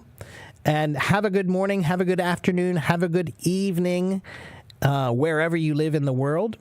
And don't forget to be a language warrior, okay? You have to fight. If you want to learn a language, it's not so easy. You have to be a fighter, okay? Okay, bye, Lillian. Bye, Adrian. Bye, Samira. Bye, Dan. Bye, Gloria and NK. I'll see you guys next time. Thank you, Ellie. Merci beaucoup. Okay, take care, everybody. See you guys next time. Bye.